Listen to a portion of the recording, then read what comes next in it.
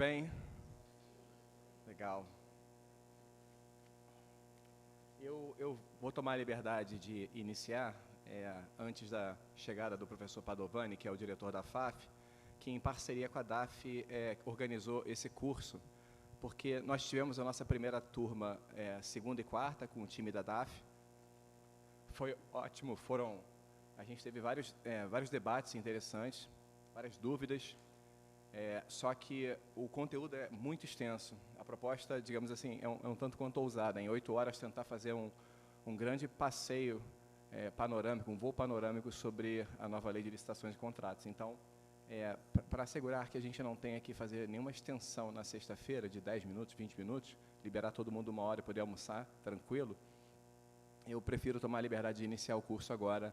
E aí, caso o professor Padovani chegue, a gente, assim que ele chegar, a gente dá a palavra a ele, para ele poder fazer o pronunciamento que ele achar necessário, tá bom? Beleza? Antes de começar, primeiro eu queria agradecer a presença de todos vocês, dizer mais uma vez, como eu disse na turma de segunda-feira, que é uma satisfação estar aqui, e eu não falo isso de boca para fora, eu fui servidor da casa também, fui advogado da antiga Dijur, de 2006 a 2009, no setor de contratações, na extinta Colém. Tenho amigos aqui ainda, que gosto muito, então, e eu conheço bem a casa, embora o tempo, né, com a memória vai apagando um pouquinho, mas eu, enfim, tive muitas interações com o Hospital Universitário Pedro Ernesto, na fase de contratações, a Policlínica Piquet Carneiro também, a própria prefeitura da universidade, enfim, é uma satisfação estar de volta, tá bom? Outra questão que eu queria falar é que eu estou inteiramente à disposição para ser interrompido, ser indagado com dúvidas, questões, dores, dilemas da vida de servidor público. Tenho 17 anos de Estado, né, somando 3 de UERJ, um pequeno período na Procuradoria do Mato Grosso do Sul, onde eu atuei em Campo Grande e Dourados. Eu estou há quase 14 anos na PGE do Rio. Circulei por vários lugares interessantes que me ajudaram muito a crescer profissionalmente. Fui diretor jurídico do Rio Previdência, onde eu ganhei uma espécie de entusiasmo, paixão pela área da gestão. Acho que direito e gestão conversam muito bem. Fui assessor jurídico da CEPLAG durante 3 anos, de 2020 a 2023. Conheço a Subsecretaria de Logística muito bem, conheço o subsecretário, me dou super bem com ele. Sei que, por exemplo, está na trilha de produção de regulamentos da nova lei, o leilão, e eu fui designado pela Procuradoria para atuar no grupo de trabalho que faz a revisão da minuta junto com outras secretarias. Então, eu vou começar a estudar essa minuta em breve. Deixa eu ver mais o que eu posso explicar. Além disso, eu estou pulando até, eu ia me apresentar num slide posterior, mas já emendei. Então, além disso, eu sou mestre e doutor em Direito pela PUC-Rio. Apesar de não ter pesquisado sobre direito administrativo, eu tenho digamos assim, um pezinho também na área quantitativa. Minha pesquisa foi em interseção entre psicologia e direito. Fiz um instrumento psicométrico para medir atitude em relação às regras. Enfim, eu gosto de explorar outros campos do conhecimento.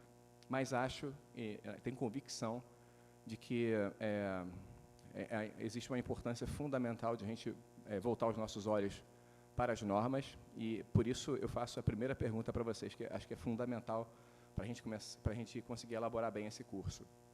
Quem aqui tem alguma noção de direito? Ok. Eu diria que, me pareceu pelo levantar de mãos, eu diria que 1/3. Então, considerando que 2/3 dos presentes não levantaram a mão, eu vou tomar a liberdade de, antes de começar a falar propriamente dito, né, da nova lei, eu vou fazer alguns comentários muito rápidos sobre o que a gente... são quase que antecedentes necessários para a gente estudar a nova lei. Bom dia, bom dia. Bom dia.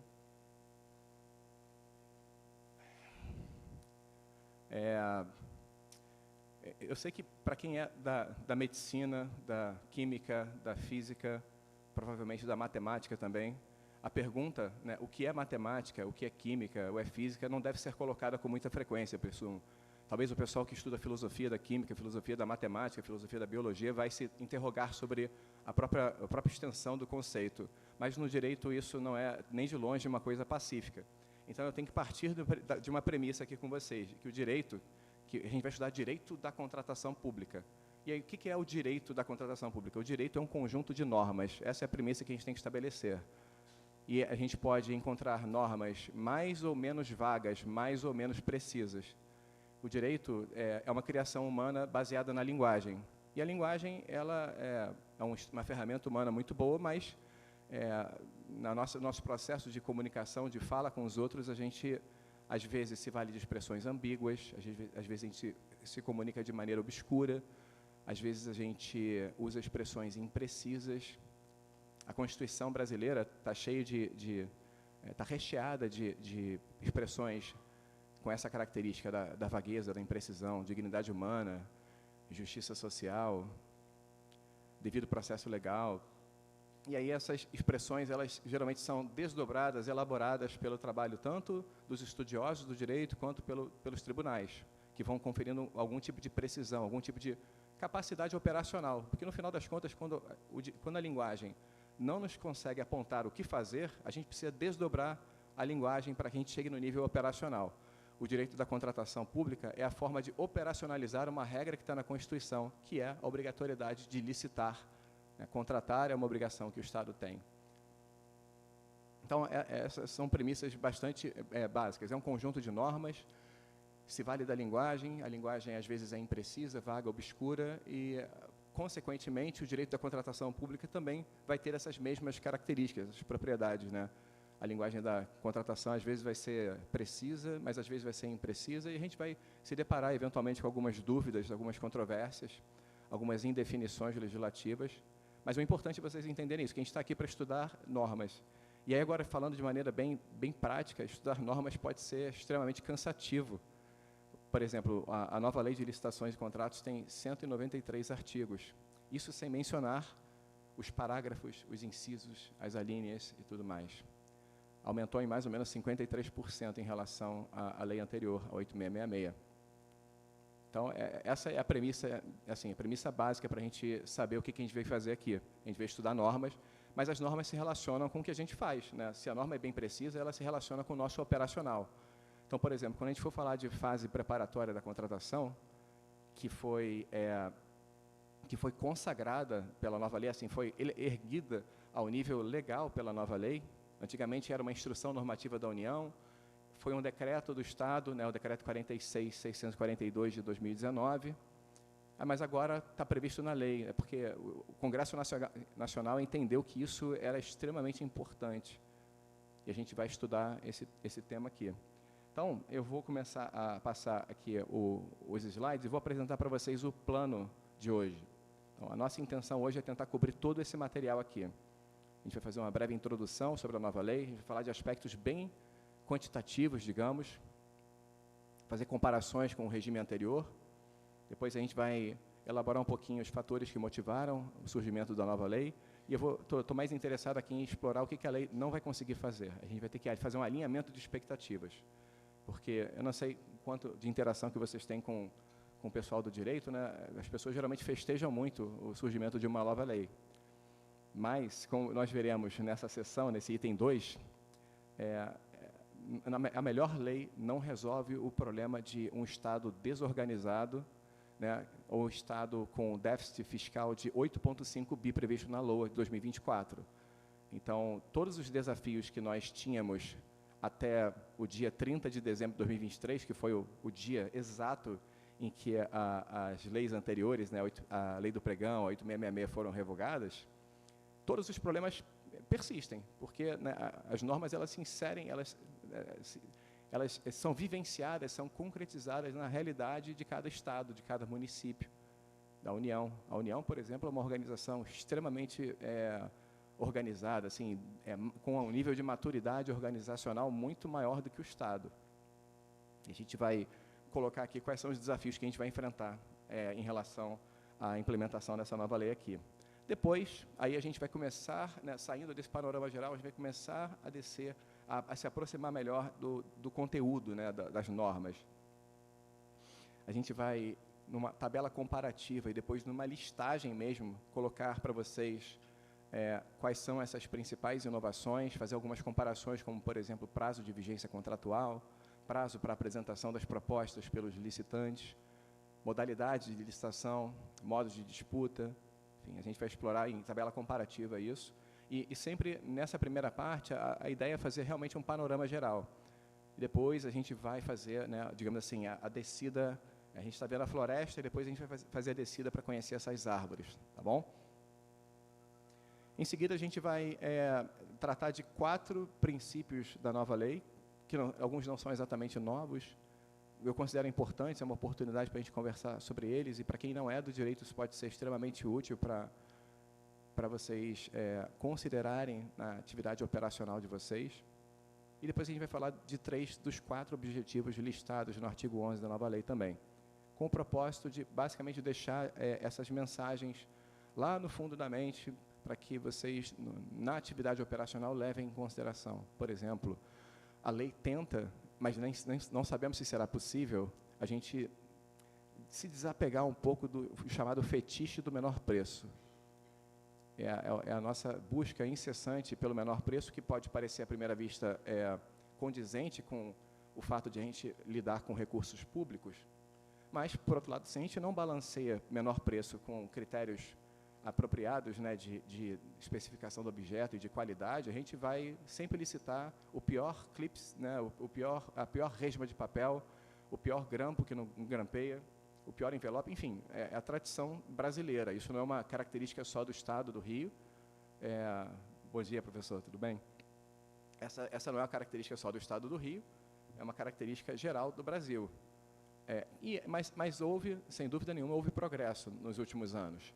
Eu não sei se vocês conhecem a ferramenta que a Sublog, que é a Subsecretaria de Logística, licitou. O processo começou em 2021, eu acho que foi concluído só em 2022 ou 2023, o chamado almoxarifado virtual. Vocês conhecem? Vocês aderiram? Vocês são participantes? Excelente, é maravilhoso. Tem um catálogo de materiais, funciona mais ou menos como a nossa Amazon.com, né? Com ressalvas, é claro. Mas é uma forma interessante de lidar num balanceamento interessante entre qualidade e preço, que essa é a busca que a lei quer incentivar os gestores a fazer. A gente vai fazer uma breve pausa de 20 minutos para tomar uma água e depois a gente vai retomar com alguns problemas também mais concretos. Aqui a gente vai explorar problemas de direito intertemporal. Para quem não é do direito, eu vou tentar fazer soar para vocês suavemente. Vou explicar o que significa quando a gente tem sucessão de 2 leis no tempo e quais são os problemas que podem surgir para vocês. Vocês podem ter essas dúvidas na atividade de vocês. Em seguida, a gente vai começar a entrar na fase preparatória, mas antes de chegar lá, a gente vai discutir um outro princípio, que é o princípio do planejamento, e como ele se conecta com 2 níveis de planejamento na contratação pública. O primeiro nível, macroscópico, digamos, é o planejamento de todas as contratações de um órgão para um exercício financeiro, que é o chamado PCA, que eu sei que vocês aqui já fazem. Se não me falha a memória, a Márcia, da DAF, me informou que o PCA está sendo produzido aqui por vocês há mais ou menos 3 anos. Mas a gente vai falar um pouquinho do PCA, e depois a gente vai chegar no planejamento microscópico, digamos, que é o planejamento de uma contratação específica. E aí a gente vai estar, digamos assim, entrando nos aspectos mais típicos, né, mais rotineiros de uma contratação. A gente vai falar da chamada fase preparatória, a gente vai falar do Decreto Estadual 48.816. Aliás, uma pergunta para vocês, por favor, se puderem levantar a mão.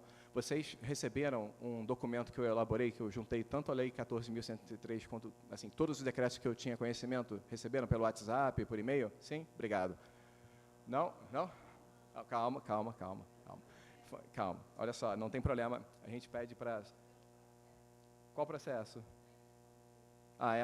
Bom, não se preocupem, eu tenho certeza que a Suelen ajudou muito a realização desse curso. Não agradeço o suficiente a ela. De repente, a gente pode ver quem ainda não recebeu e providenciar que receba. Não é nada de espetacular, mas facilita a vida, porque esses decretos estaduais, eles estão espalhados por aí. No DO, vocês sabem como é que é o DO do Rio, né? Aquela letra miúda, difícil de você copiar e colar. o que eu fiz foi extrair esses documentos todos e juntar num doc Word que fica muito mais fácil de fazer a pesquisa por palavra-chave. Então, ainda que quem não seja do direito, quem não tenha experiência com contratação pública, se um dia for demandado a resolver um problema ligado ao assunto, se lembrar de uma palavra-chave, vai jogar lá Ctrl+L no Word e vai procurar, sei lá, por catálogo de materiais, por exemplo. E vai ter lá catálogo eletrônico, que é uma das recomendações do artigo 19, por exemplo, artigo 19, inciso 1. Processo de padronização, que é incentivado no artigo 40 para as compras, para os serviços também, na medida do possível. Então, assim, estou falando aqui só dando alguns exemplos. Julgamento de proposta, no artigo 59. Enfim, é basicamente isso que eu estou falando. Quando vocês lembrarem dessas palavras-chave, vocês podem facilmente encontrar informações, tanto no corpo da lei, quanto as especificações que tiverem sido previstas no decreto, tá bom? Essa parte da fase preparatória vai ser uma parte bastante grande e bastante detalhista, pelo menos em relação a três artefatos. O ETP, a análise de risco, um pouco menos, e o termo de referência. Quem aqui trabalha na fase de planejamento? Alguém aqui trabalha? Desculpa, qual é o seu nome? João? Você faz ETP, você faz TR, você faz edital? Perfeito, excelente. É um desafio. O ETP é um instrumento extremamente desafiador. Ele recebeu, como eu vou explicar para vocês, mas já antecipando, ele recebeu um nome, talvez, por sucessões de decisões do TCU e de interações com a administração federal, ele deixou de receber uma terminologia mais apropriada. Ele deveria ser chamado de EVTEA, Estudo de Viabilidade Técnica, Econômica e Ambiental. E o estudo técnico preliminar deveria ser um conteúdo, uma análise de cada um desses campos do conhecimento para ver a viabilidade da contratação. Mas acabou que, digamos assim, a parte constituinte recebeu o nome do todo. Mas é um instrumento extremamente exigente obrigado, bom dia. Não há necessidade, não, não precisa não. Muito obrigado, viu?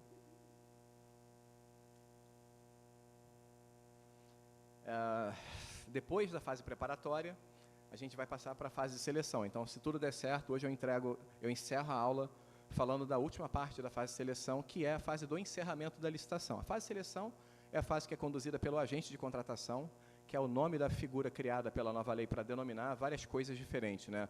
Tem a comissão de contratação, tem o agente de contratação, tem o pregoeiro, quando for pregão mesmo, artigo 8º para 5º. No caso do concurso, existe uma comissão que, embora não tenha sido definida claramente na lei, a gente imagina que é uma comissão que vai avaliar o trabalho de caráter técnico, científico ou artístico, por exemplo. No diálogo competitivo, que é uma modalidade nova, trazida do direito europeu, é uma comissão de contratação também, mas essa modalidade ainda não foi regulamentada. Tá bom, obrigado. A propósito, pessoal, me pediram para lembrar, a lista está passando por vocês agora? Tá? Então tá ótimo, está circulando, né? Então, na fase de seleção, a gente vai estudar questões relacionadas à apresentação das propostas, ao julgamento, à habilitação, ao encerramento da licitação. E basicamente, é exatamente nessa fase, a fase de encerramento da licitação, que a gente vai acabar a aula hoje. E aí, amanhã, a gente começa tratando de contratação direta, inexigibilidade e dispensa. A gente vai tratar de contratos administrativos, também num voo bastante panorâmico, sem aprofundar em detalhes. Vamos estudar alteração, gestão e fiscalização, que é um assunto que certamente vai demandar muito, não só da UERJ, como do Estado como um todo. Ontem tive a satisfação de... Tinha um participante que me lembrou do número, o decreto 45.600 de 2016, já tinha instituído, né, regras para gestão e fiscalização aqui no Estado e, pelo que eu pude sentir aqui da turma de ontem, né, da DAF, a gente ainda tem muito a aprimorar, mas asseguro a vocês, isso eu não falo com a menor pretensão de desmerecer o trabalho da universidade, que eu gosto muito, é uma questão que é absolutamente transversal do Estado inteiro. Gestão e fiscalização é um desafio enorme para o Estado, porque demanda força de trabalho, segregação de funções, quem fiscaliza não aprova, enfim, a gente tem que pensar em como isso vai ser realizado. Ainda tem o aspecto da preferência por servidor público, tem muita coisa a ser vista, mas é isso.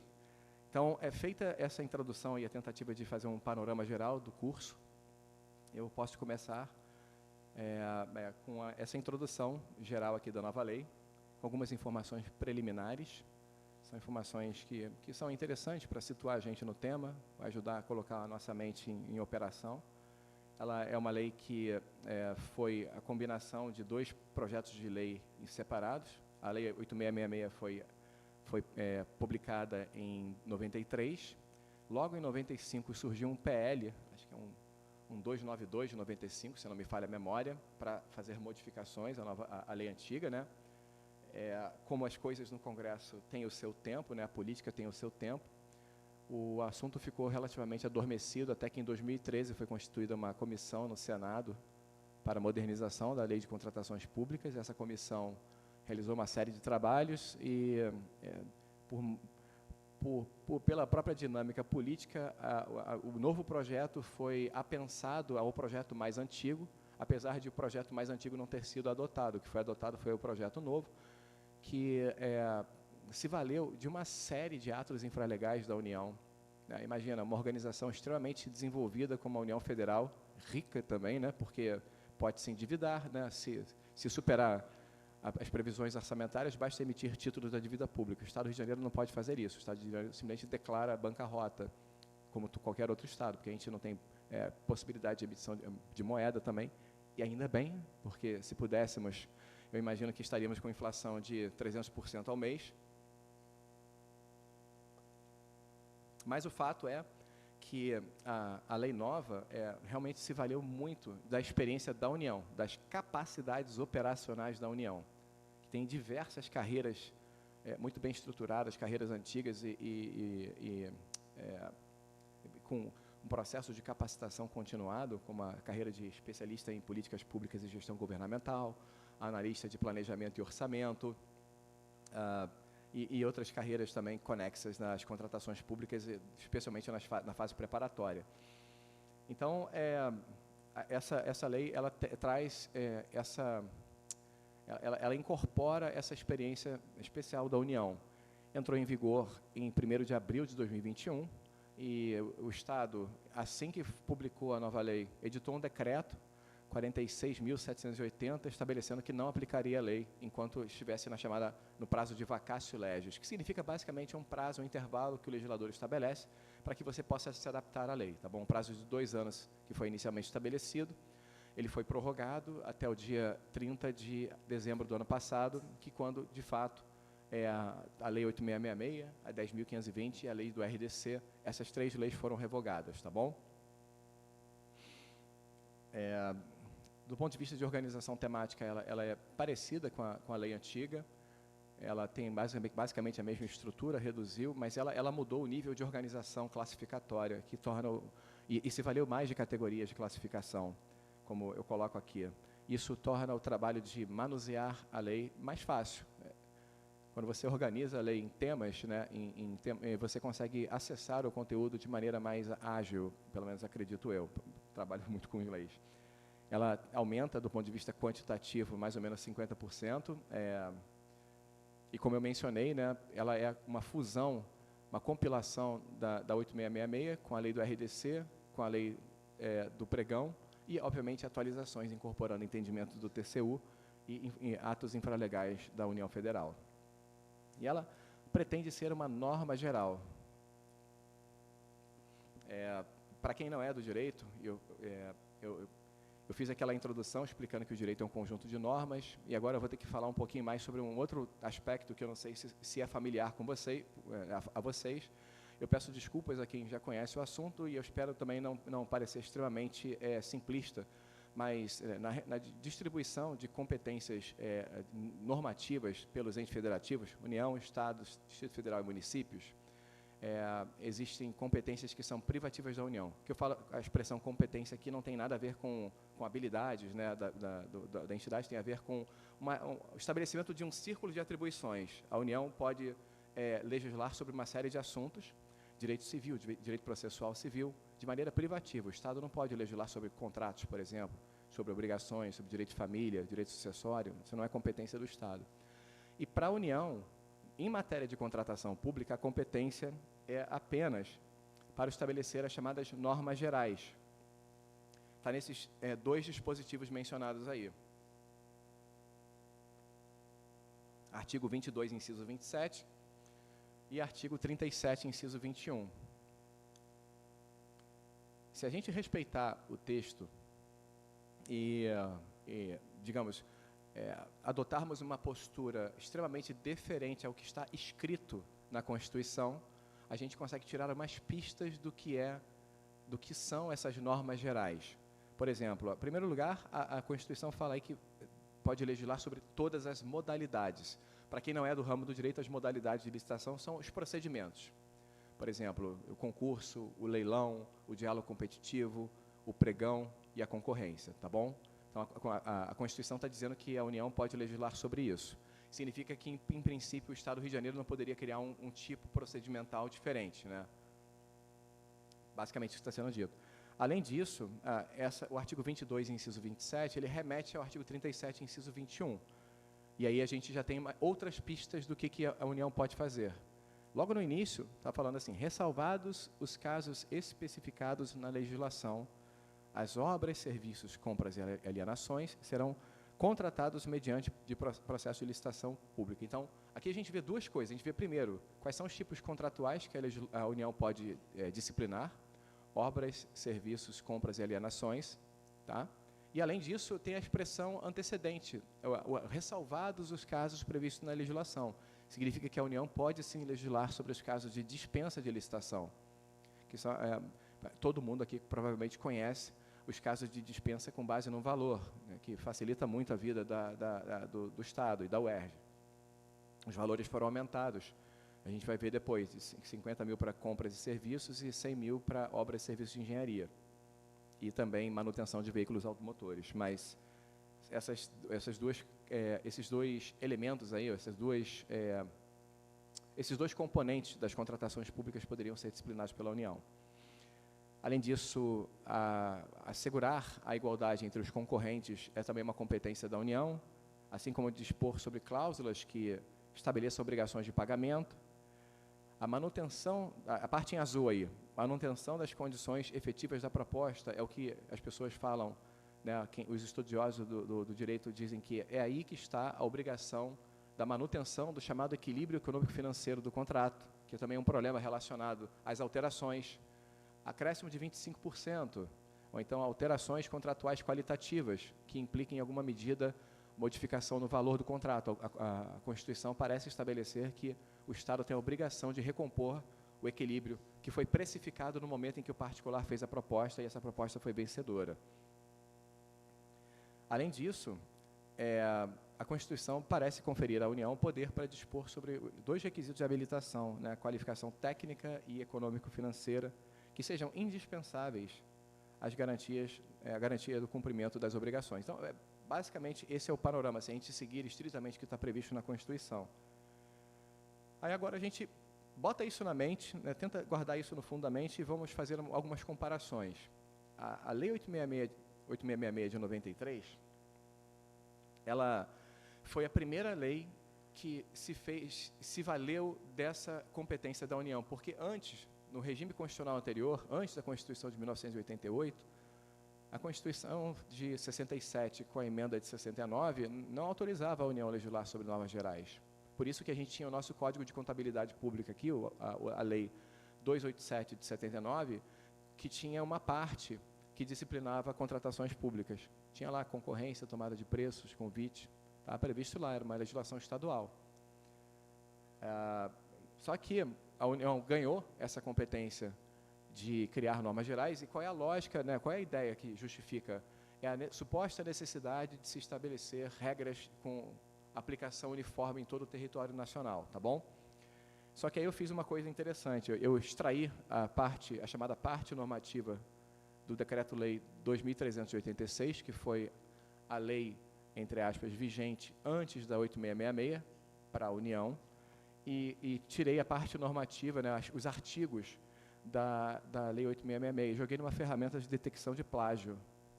E aí a União, quando se valeu pela primeira vez da sua competência para dispor sobre normas gerais, se apoiou numa norma que era voltada para o funcionamento da administração pública federal, como está expresso no artigo 1º do Decreto-Lei 2.300, para fazê-lo para todo o Brasil. E a gente, como os estados, Distrito Federal e municípios são entes autônomos, isso significa que a gente tem auto-administração, autogoverno, auto-organização, que significa, primeiro, a gente tem a capacidade de estabelecer os nossos atos constitutivos, né, ter a nossa própria Constituição. A gente tem a Constituição do Estado do Rio de Janeiro de 89, que no artigo 309 dispõe sobre a UERJ, por exemplo. A gente tem também a possibilidade de estabelecer e instituir os nossos próprios serviços públicos, serviços de saúde, de transportes, etc., educação, auto-administração. E a gente também tem também chamado o autogoverno, que é a nossa capacidade de eleger os nossos próprios governantes, representantes. Então, faz parte dessa autonomia dispor sobre tudo isso. E aí, quando a gente fala da figura da norma geral, a gente tem que estar sempre contrastando com essa ideia de que o Estado também tem a possibilidade de fazer coisas diferentes. Senão, bastaria ter só a União Federal, todo o território nacional seria uma espécie de autarquia. Aí eu comparei a 8666, na mesma ferramenta de detecção de plágio, com a nova lei. E aí o resultado parece ser bastante enganoso, né? 15% só. Só que esse resultado não considera que a nova lei é uma espécie de combinação com a lei do pregão, a lei do RDC, e decisões do TCU e instruções normativas federais. Então, a gente vai constantemente ser chamado a pensar sobre o problema das normas gerais, que é um problema que eu não vou elaborar aqui com vocês, mas é um problema que existe desde sempre na literatura especializada do direito. Não há um consenso, ou o consenso existente converge só sobre noções muito imprecisas.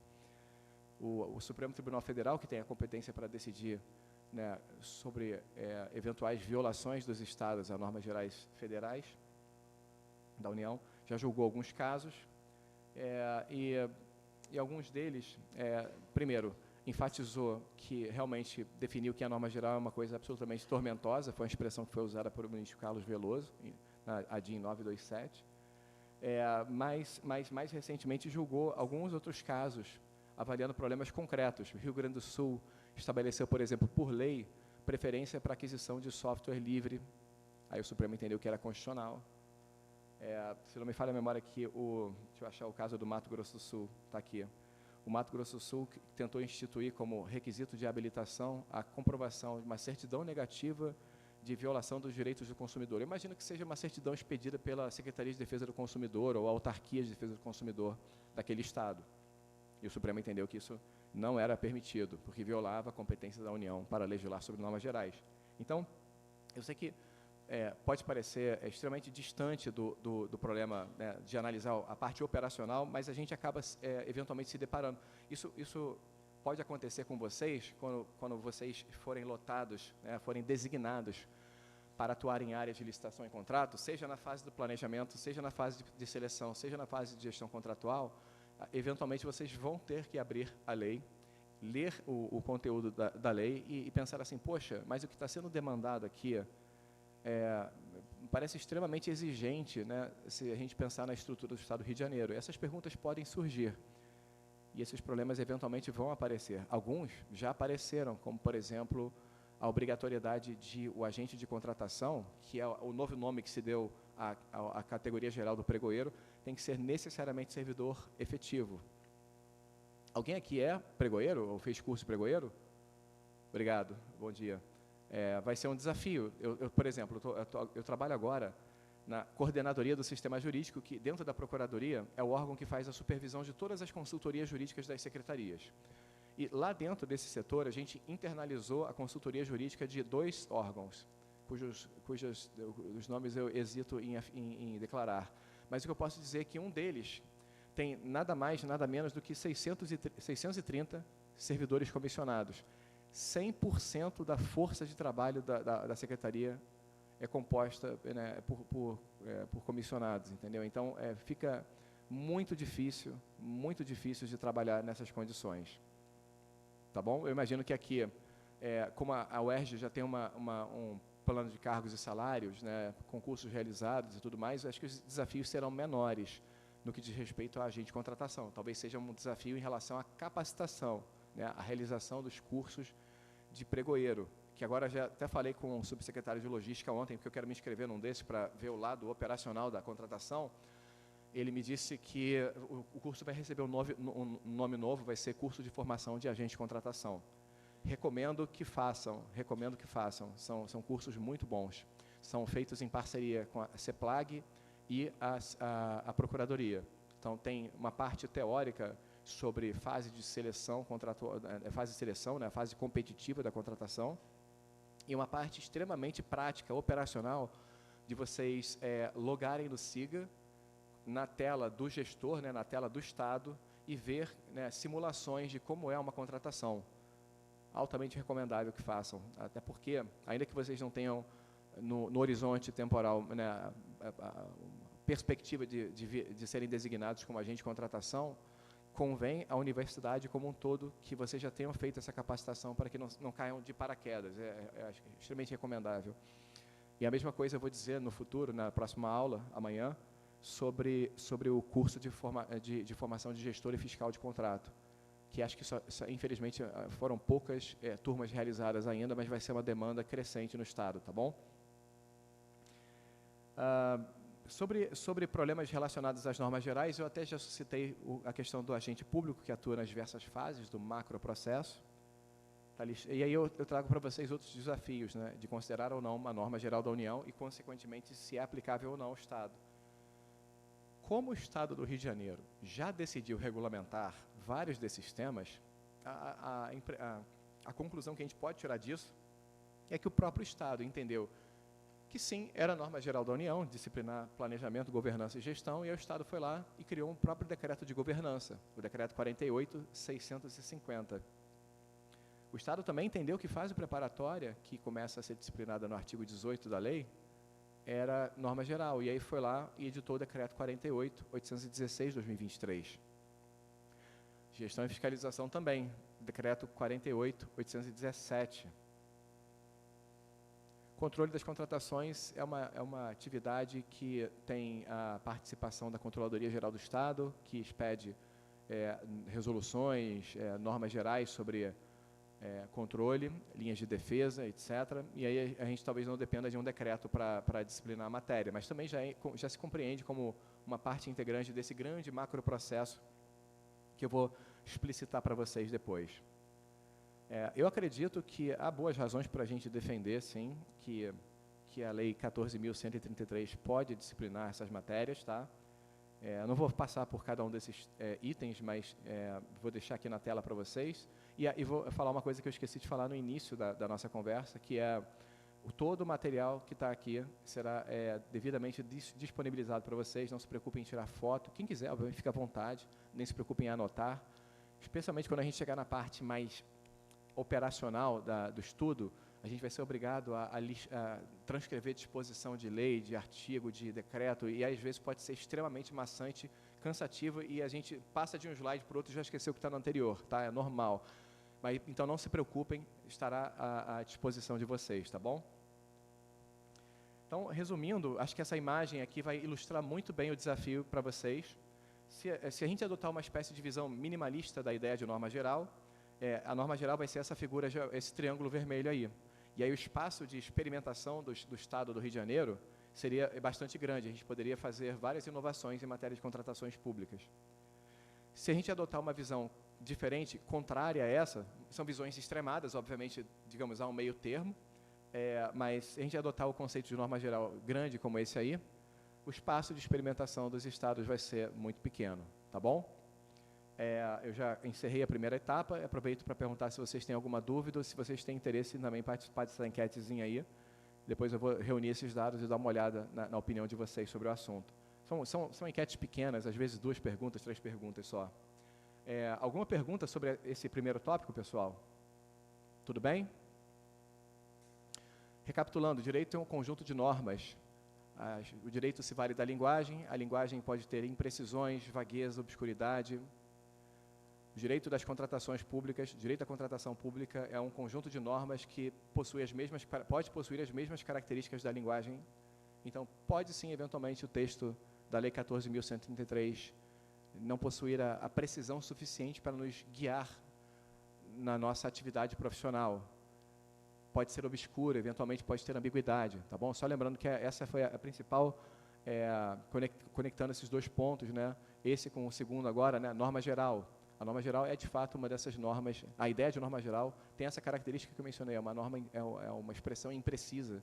Não há nenhuma convergência que seja bastante clara sobre qual é o sentido dessa expressão. Por isso que o Supremo mesmo reconheceu em 3 acórdãos que estão nesses slides, né, o caráter indeterminado dessa expressão, o aspecto tormentoso, né, foi a expressão do ministro Carlos Veloso, o caráter tormentoso de definir o que é isso. Agora a gente pode falar de coisas muito mais pé no chão do Estado, que são os fatores que motivaram. Considero que são 3 fatores principais, que são esses aí. A lei de 93, ela focava demais na burocracia, foi uma lei que foi editada num contexto de escândalos dos anões do orçamento, então foi muito impulsionada pelo debate, né, de combate à corrupção, que é um debate que é praticamente constante na agenda política brasileira. A lei dava margem para práticas desleais, né, essa imagem de baixo aí, né, dos sujeitos fazendo, né, um aperto de mãos com o dinheiro sendo passado embaixo da mesa.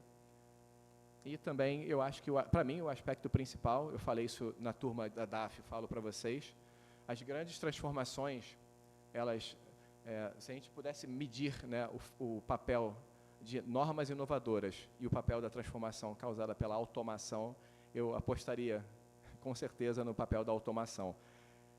Foi provavelmente a automação que se tornou possível no pregão, que fez do pregão o grande sucesso que é. Tem um sistema, não tem envelope, as pessoas não estão presentes numa sessão de julgamento, os participantes veem o valor da proposta, mas não sabem quem são as pessoas que estão fazendo o lance. Há risco de conluio? Claro que é. A gente vai estudar isso bem no final desse dia de hoje, dessa aula, quando a gente falar, por exemplo, dos modos de disputa e dos desafios que o modo de disputa aberto, que é utilizado no pregão, ensejam, o tal do licitante coelho ou kamikaze, em conluio com outro licitante. O cara vai lá e faz uma proposta extremamente baixa, comparada com o valor orçado pelo Estado, e sabe que vai ser inabilitado. Faz uma proposta agressiva, é inabilitado porque ele fez um acordo com o segundo colocado, para o segundo colocado levar, né, ser vitorioso na licitação, no pregão. Então, o pregão é bom, mas ele não resolve todos os problemas da humanidade. Acho que o grande sucesso está na automação e, cada vez mais, à medida que a gente consegue desdobrar as palavras vagas do texto legal em palavras mais precisas e chegar a um nível operacional, que a gente consegue escrever um manual operacional, que isso, inclusive, é uma ferramenta de gestão, se a gente manualizou, deve faltar muito pouco para a gente conseguir fazer a automação, que resolve problemas de erros humanos, os problemas relacionados a desvios, né, desvios éticos dos agentes públicos e tudo mais. A lei antiga, a 8666, ela entrou em vigor em 93 e não tardou, bastaram 4 anos de vigência para que se começasse a tentar fugir do regime dela. O pregão não surgiu em 2002, ele surgiu em 97 numa lei da Anatel. A lei que instituiu a Agência Nacional de Telecomunicações previu, nos artigos 54 e 55, a possibilidade da criação, uma regulamentação vindo da diretoria da Anatel, de uma modalidade que ninguém conhecia ainda, que seria chamada de pregão. Aí, contra essa lei foi ajuizado o Madin, que o Supremo demorou tanto tempo para julgar, que em 2002 veio a lei do pregão e ia resolver o problema. Mas, enfim, a fuga do regime da 8666 acontece desde sempre, né, 4 anos depois da entrada em vigor. Então, a gente teve depois a lei do pregão, as licitações e contratações para serviços de publicidade, uma outra lei, 2010. Em 2011 veio a RDC, originalmente concebido como um procedimento para os grandes eventos, né, de 2014 e 2016, né, Copa e Olimpíadas, mas o negócio se tornou um sucesso, porque já tinha inversão de fases, né, julgamento primeiro, habilitação depois, possibilitava o orçamento sigiloso, que pressionava os licitantes a serem mais agressivos nas propostas, e outras medidas, além de ser eletrônico também. Então, o RDC foi um grande sucesso, e leis sucessivas começaram a ampliar o objeto da RDC.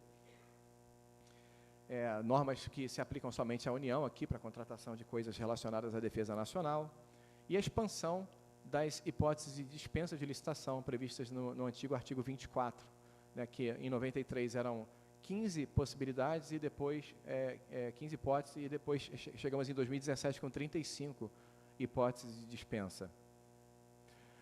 Então, aí vem a lei nova, e a gente cria expectativas, né, de conseguir contratar canetas que escrevem, clipes que prendem, sem quebrar no primeiro desdobrar, grampos que não arrebentam no primeiro puxar, e seringas que funcionam bem para o UPI, agulhas que não quebram na tentativa de fazer, né, o procedimento no paciente, gaze que, sei lá, tem as propriedades desejáveis de esterilização e tudo mais. Enfim, todos os itens que são adquiridos no hospital universitário que atendam à finalidade para as quais foram contratados, né? Essa é a expectativa. Só que a gente confronta com a realidade do Brasil, que é sempre extremamente desafiadora. Então, eu proponho a vocês a gente fazer uma espécie de alinhamento de expectativas, que do lado, o cavalo bem desenhado é o projeto, digamos assim, e para a gente não chegar, né, começar no cavalo bem desenhado e terminar no desenho infantil da cabeça do cavalo, a gente tem que alinhar, saber que leis não resolvem tudo. Não resolvem tudo. Então, o que ela não vai resolver? O problema central do Estado no momento é essa crise fiscal na qual a gente está enrolado desde 2015. Em 2015 começaram os desafios com ordens de supressão de 25% nos contratos, redução de GEs dos comissionados e tal. Entramos no regime de recuperação fiscal em 2017 e esse ano, apesar da outorga de serviços de saneamento ter rendido para o Estado uma receita extraordinária de 8 bilhões em 2021, 2022, a gente conseguiu a proeza de abrir 2024 com um déficit de 8,5 bi, bastante expressivo. Problemas de confiança que isso gera, né? Porque se a cada ciclo, né, de 10 anos a gente é obrigado a tomar várias medidas heterodoxas ou extraordinárias de interferência nos contratos administrativos, isso fica um pouco complicado para o contratado, né? O contratado vai precificar isso, né? Isso vai resultar em propostas piores para o Estado. O Estado não é um bom parceiro contratual. A gente também tem um outro problema relacionado ao pagamento de saldos de restos a pagar e de despesas de exercícios anteriores. A nova lei traz a obrigatoriedade de obedecer uma ordem de pagamento. No entanto, até pouco tempo atrás, a gente se deparou com algumas situações de violação a essa ordem de pagamento, e a gente, obviamente, coloca em dúvida quem são essas pessoas que conseguem o pagamento nos momentos de crise. Os problemas de seleção são justamente aqueles que eu coloquei no comentário anterior, né? Que tipo de fornecedor, prestador de serviço ou empreiteiro deseja contratar com um parceiro contratual que, no dia seguinte, né, pode deixar de cumprir as obrigações. A lei também não resolve problemas de gestão, né? A UERJ tem a sua própria estrutura, tem a sua autonomia, não enfrenta esses desafios, mas, no meu caso, como estou na estrutura da administração direta, né, eu lamento dizer que vejo decretos fazerem secretarias surgir ou evaporar num estalar de dedos, cargos de diretor se transformar em 500 cargos DAI, sendo utilizados para finalidades operacionais que, a rigor, não são autorizadas pela Constituição. Então, a gente tem um problema muito grave, eu vejo, de estrutura da administração pública. A gente tem essa questão das as secretarias altamente dependentes de comissionados, que, óbvio, comissionado é uma figura importante, inclusive já defendi isso no artigo que eu publiquei em 2020. Eu acredito sim na importância do comissionado na administração pública, sobretudo do ponto de vista de capilarizar a escolha, o projeto político que foi eleito nas urnas. O comissionado tem esse papel de levar adiante o projeto estratégico que venha a ser definido por uma nova aliança política. No entanto, o que acontece no Brasil, pelo menos no Rio de Janeiro, é que os comissionados fazem atividades operacionais para as quais a Constituição não autoriza. A gente tem o problema da qualificação também, e problemas de cultura, né, que eu tenho certeza de que vocês estão acostumados a ver o desafio, né, do chamado apagão das canetas, por causa da multiplicidade de órgãos de controle tentando punir gestores, TCE, MP, associações também de defesa da cidadania, do patrimônio público, o gestor fica realmente inibido de tomar decisões. Como, por exemplo, eu mencionei para vocês aqui no início a questão a tentativa que a nova lei traz de a gente desapegar um pouco do fetiche do menor preço. E eu estava conversando com o professor Francisco José, que isso vai ser um grande desafio, porque isso tem que ser combinado com os russos, né? Tem que botar os órgãos de controle na mesa e fazer isso acertado, porque no dia em que o gestor, bem intencionado, tentar combinar critérios de qualidade e dispensando assim a possibilidade de alcançar o menor preço, contratando o pior produto possível, há uma chance não desprezível de órgãos de controle desafiarem, né, a decisão, a escolha pública feita. Então, realmente, eu sei que não é fácil, mas são desafios que a gente vai ter que enfrentar. É um desenvolvimento progressivo, com certos avanços, certos retrocessos, mas faz parte da realidade do Estado. Sobre esse tópico, eu tenho só 2 comentários finais.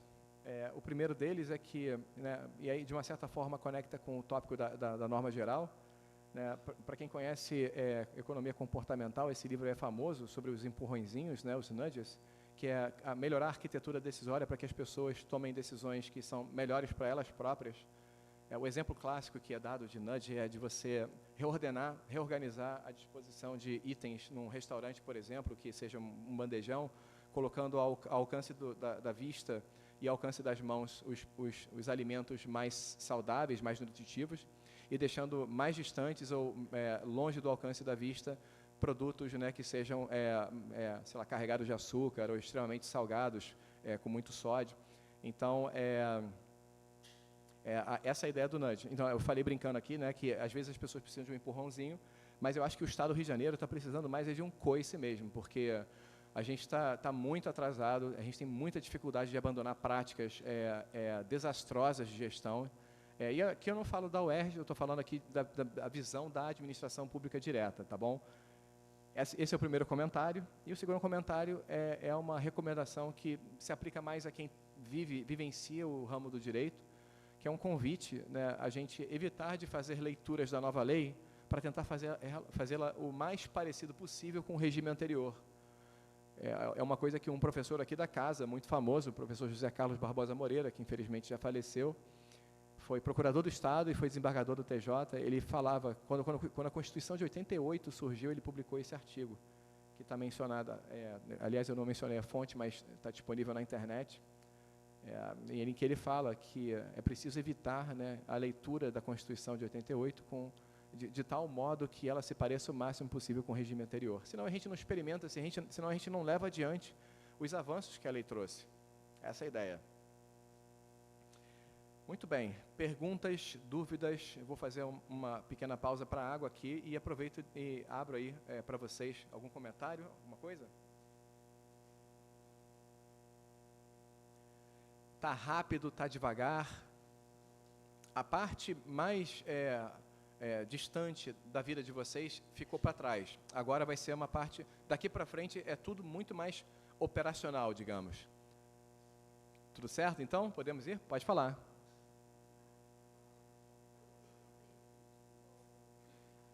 Desculpa, eu não ouvi a pergunta toda. Não, certo. Não, a pergunta é interessante. Existem ferramentas na nova lei que incentivam a padronização, e a padronização pode levar em conta critérios de qualidade, criação de catálogo de materiais. Eu vou falar dos chamados cadernos de logística, por exemplo, que estão sendo criados pela Sublog. Mas quando eu falo de combinar com os órgãos de controle, não é um procedimento formal que exista. É realmente uma iniciativa própria da universidade ou do Estado como um todo, de, literalmente, marcar uma reunião. Eu estou falando de uma coisa bem do dia a dia. Marcar uma reunião, ligar para o gabinete do presidente do TCE, ligar para o gabinete do Procurador-Geral de Justiça do MP, ou então para os promotores encarregados na tutela coletiva aqui do Estado, que eles têm unidades operacionais tanto na capital quanto no interior, e são chefiados por um CRAI, se não me falha a memória, a expressão posso estar enganado, coordenação regional, uma coisa dessa. O que eu faria, por exemplo? Convidaria os chefes desses CRAs, tentaria marcar reuniões com uma proposta. Se a gente tem uma proposta bem definida, a gente quer melhorar muito, a qualidade de materiais de um certo setor do UP está muito ruim e é um problema que vem histórico, né, que acontece há anos. A gente tem um plano para fazer uma boa combinação de elementos de qualidade na descrição do objeto, mas a gente quer evitar, a gente quer assegurar que não teremos os nossos procedimentos licitatórios interrompidos por impugnações do MP ou do TCE. Eu faria isso, assim, a magnífica reitora entrando em contato com o PGJ para marcar uma reunião com os chefes dessas coordenadorias do MP, com o presidente do TCE, mesma finalidade, sentar, apresentar o projeto. Olha, a gente está querendo fazer isso, a nossa finalidade, a gente tem um histórico de perda muito grande, superior ao que é esperado. Sei lá, para a obra, por exemplo, quando você vai comprar material para a obra, é esperado que haja uma perda de 10% a 20%. Mas nesse caso, a gente está tendo um desperdício de 30% a 35%. É muito alto, né? Aí imagina, estou aqui especulando com vocês, a gente faz um plano, apresenta a descrição do objeto, fala que, obviamente, isso vai resultar numa restrição à competitividade, porque a gente vai excluir os fornecedores, desculpem a expressão porcaria, né, que só fornecem lixo praticamente, né? Mas isso traz um benefício público inestimável. Provavelmente vai trazer, em escala e no tempo, vai trazer uma economia de recursos públicos significativa. Aí, feito esse projeto, alinhado internamente aqui na universidade, sei lá, eu acho que valeria a pena isso ser bem embasado num estudo preliminar, por exemplo, entendeu? Com análises estatísticas, com análise, por exemplo, de estudos que demonstram a qualidade, certificações de materiais, por exemplo, entendeu? Ou até mesmo, por que não, a escolha de marca, a lei veda em princípio, mas admite diante de certas circunstâncias, entendeu? Eu acho que no campo da medicina, acho que faz total sentido, sabe? Essa coisa, o pouco que eu vivenciei, as minhas relações com o UP, sempre ouvi dizer que havia marcas que eram claramente superiores, mas claramente superiores em termos de material, de qualidade, durabilidade, né? Então, eu faria uma coisa desse gênero, de fazer a chefia da instituição, mostrar que esse é um projeto de larga escala, um projeto sério, embasado no histórico do almoxarifado da universidade, que tem por objetivo proporcionar não só qualidade, como economia de escala no longo tempo, né, no longo prazo. E aí conversaria com esses times do controle. Eu não posso assegurar o que aconteceria nessas reuniões. Eventualmente poderia surgir uma resistência ou outra, uma proposta ou outra, entendeu? Mas, sinceramente, eu acho que, eu sempre acredito no seguinte, o controle sempre vê com bons olhos a boa intenção do gestor. Se você bate na porta do controle com uma proposta dessa, falando, olha, eu poderia fazer sozinho sem falar com você, e você poderia descobrir pelo DO e impugnar minha licitação. Eu não quero fazer um acertado aqui. Eu não estou pedindo nada de ilícito, eu estou apresentando um projeto. Eu queria saber a sua opinião, se você encontra alguma objeção, se você acha que isso aqui vai render uma ação civil pública, uma impugnação dessa licitação, entendeu? Mesma coisa no TCE. O gestor quer ter conforto.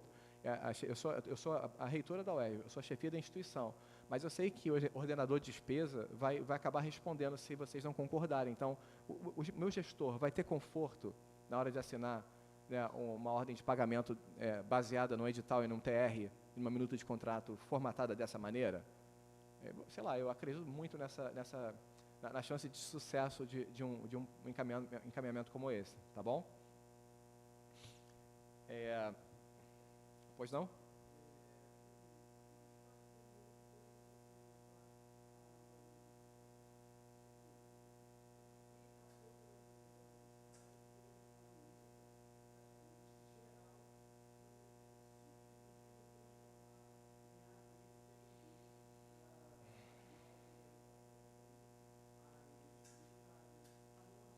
Sim. Sim. Não, a sua pergunta é ótima. Eu particularmente, eu sou favorável da criação de uma espécie de código de contratação pública, que seria a reunião de todos os regulamentos dentro de um documento só. Eu gosto dessa ideia. Eu não sei por que essa decisão foi tomada aqui no Estado. Eu acho que foi mais pela pressão do tempo de liberar, pelo menos de tornar operacional a nova lei. Porque aí, para responder a segunda, eu respondo a primeira. Porque eu vivenciei isso, eu estava na CEPLAG quando isso tudo aconteceu, então eu conheço os bastidores. Assim que saiu a nova lei em 2021, O governo do Estado, a CEPLAG era chefiada pelo Zamit, e o subsecretário de Logística era o Hugo, que tinham muito entusiasmo em seguir os passos da União. E aí eles propuseram a adesão ao Comprasnet, exatamente, Comprasgov, né? O nome às vezes eu confundo. Exatamente. E aí surgiu o decreto 46.780, estabelecendo que a lei nova não seria aplicada no Estado até a regulamentação e não seria aplicada até a criação, a adesão do Estado ao sistema. O termo de cooperação com a SERPRO, que é a espécie do PRODERJ da União, foi celebrado. A nova lei, a adesão do Estado chegou a ser operacionalizada até mais ou menos 85%.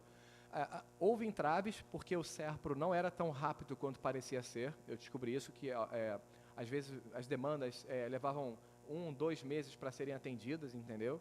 Então, o processo se arrastou, em alguma medida, em razão, talvez, das demandas do próprio SERPRO, porque eu tenho certeza de que outros estados desejaram fazer a mesma coisa.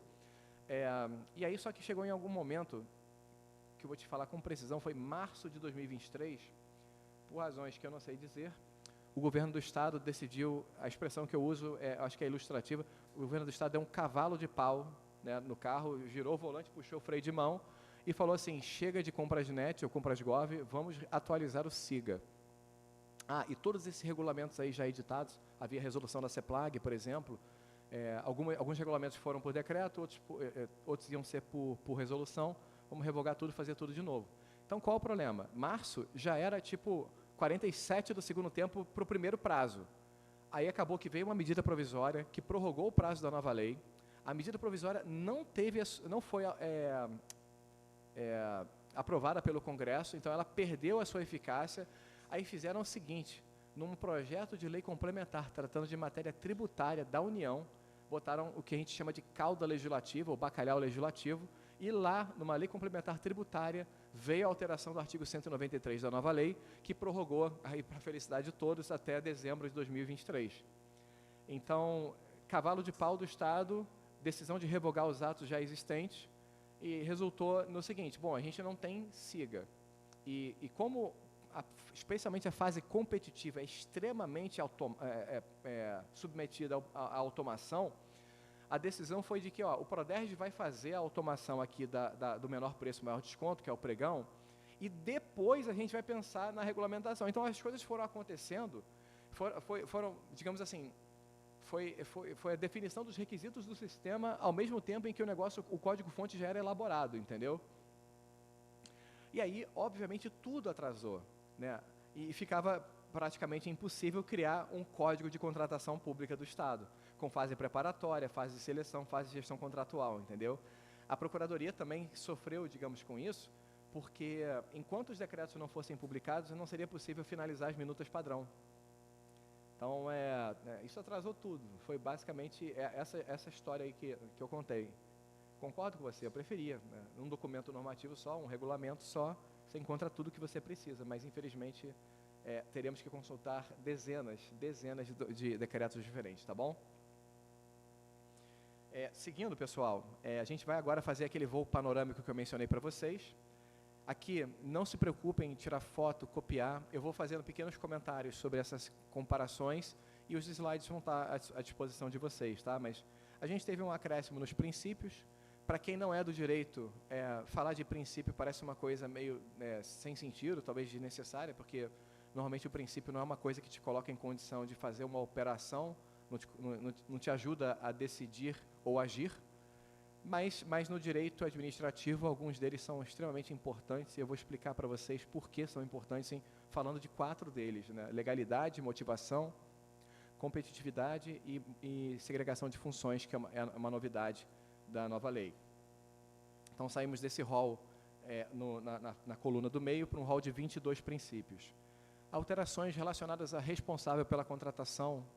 A gente agora tem uma figura que se pretende ser uma figura genérica, chamada de agente de contratação, que pode ser um pregoeiro, né, se for numa modalidade pregão. Temos também a comissão de contratação, quando se tratar de bens e serviços especiais. Temos a figura agora da equipe de apoio, que são pessoas que vão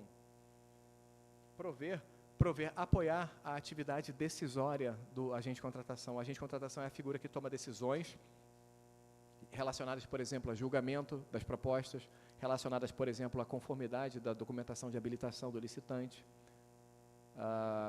Também toma decisões, precisa de uma certa perspicácia, assim, um bom senso, uma boa experiência em contratação pública para saber quando que é necessário fazer uma diligência, por exemplo. Você está na tela do SIGA, na visão de operador, de pregoeiro. Em algum momento, você tem que decidir se, por exemplo, a documentação apresentada ou uma documentação faltante pode ser resolvida por você, sozinho.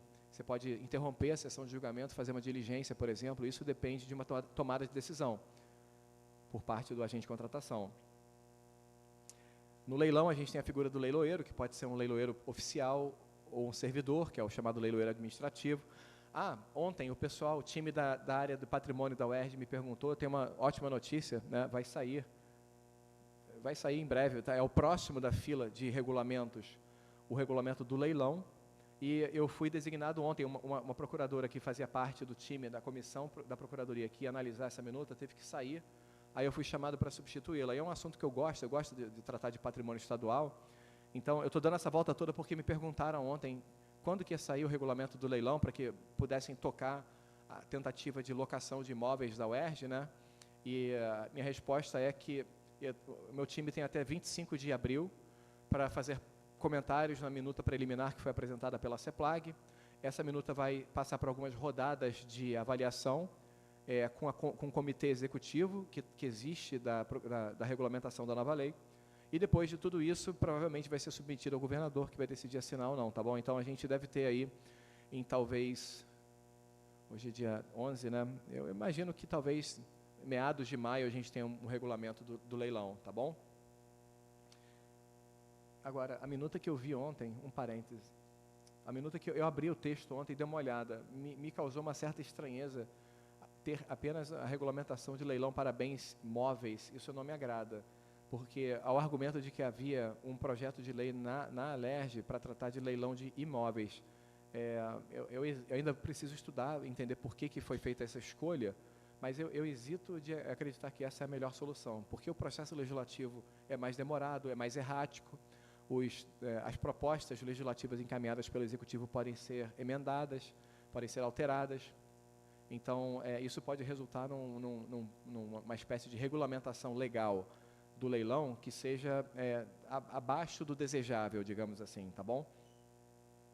Outras alterações, né? Comparação aqui dos procedimentos. A gente agora tem quase que o modelo do RDC com a incorporação do diálogo competitivo. Sobre esse procedimento, que é voltado para obras e serviços e bens que sejam não só altamente heterogêneos e complexos, mas que estejam além das possibilidades do Estado de identificar qual é a própria solução da demanda. O Estado tem um problema e não sabe qual é a solução. O diálogo competitivo tem essa finalidade.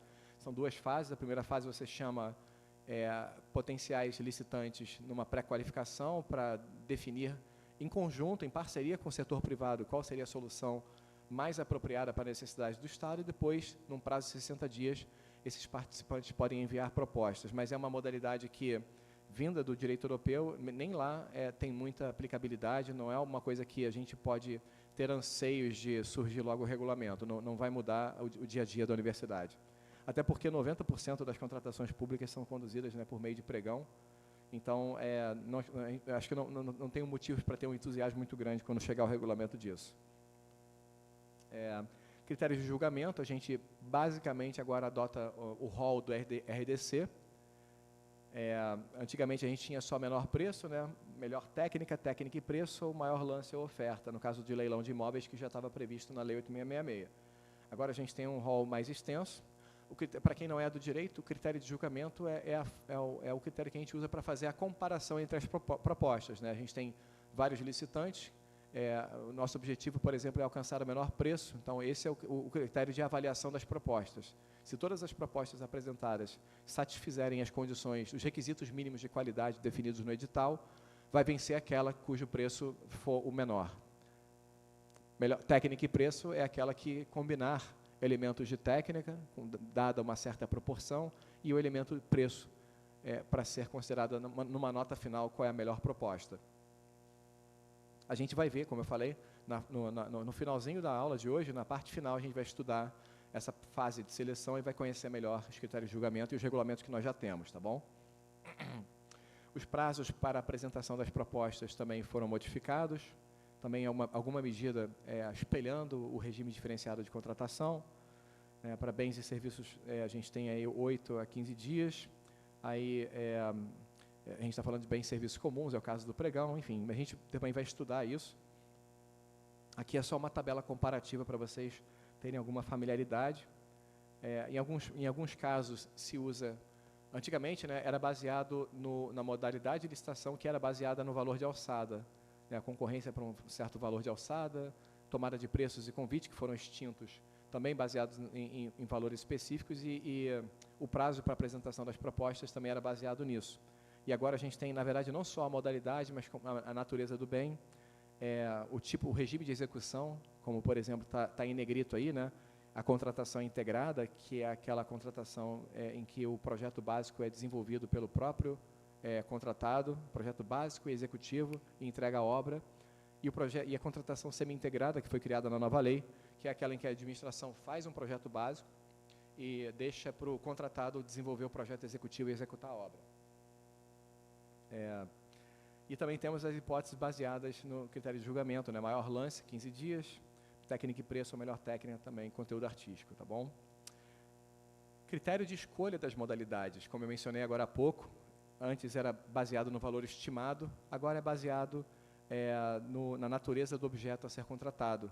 E aí nós temos, a lei foi feliz aí na definição das modalidades, o artigo 6º, para quem não tem familiaridade nenhuma de contratação pública, eu recomendo que, quando tiver com tempo e paciência, desligar o telefone celular, fazer aquela técnica do tomate, 15 minutos, 25 minutos, uma pausa, e dar uma olhada no artigo 6º, que tem 60 incisos.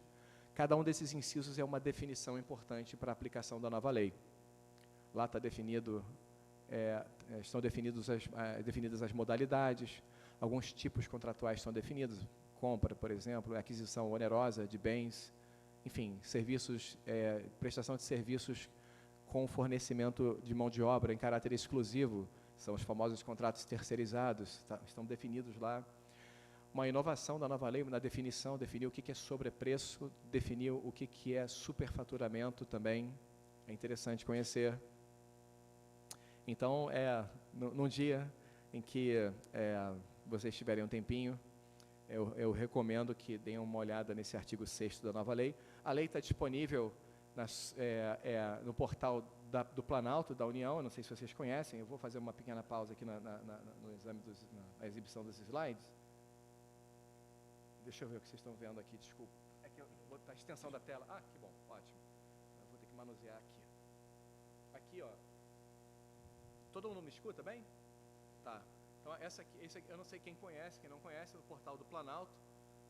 Toda a legislação federal disponível aqui é muito fácil, em HTML, é fácil de copiar, fácil de colar o texto, e também é fácil de procurar por palavra-chave. Então, vou botar aqui Ctrl F, estou aqui na nova lei, Eu vou procurar por diálogo competitivo, por exemplo. E a lei, e a ferramenta já me levou direto à definição dessa modalidade de licitação.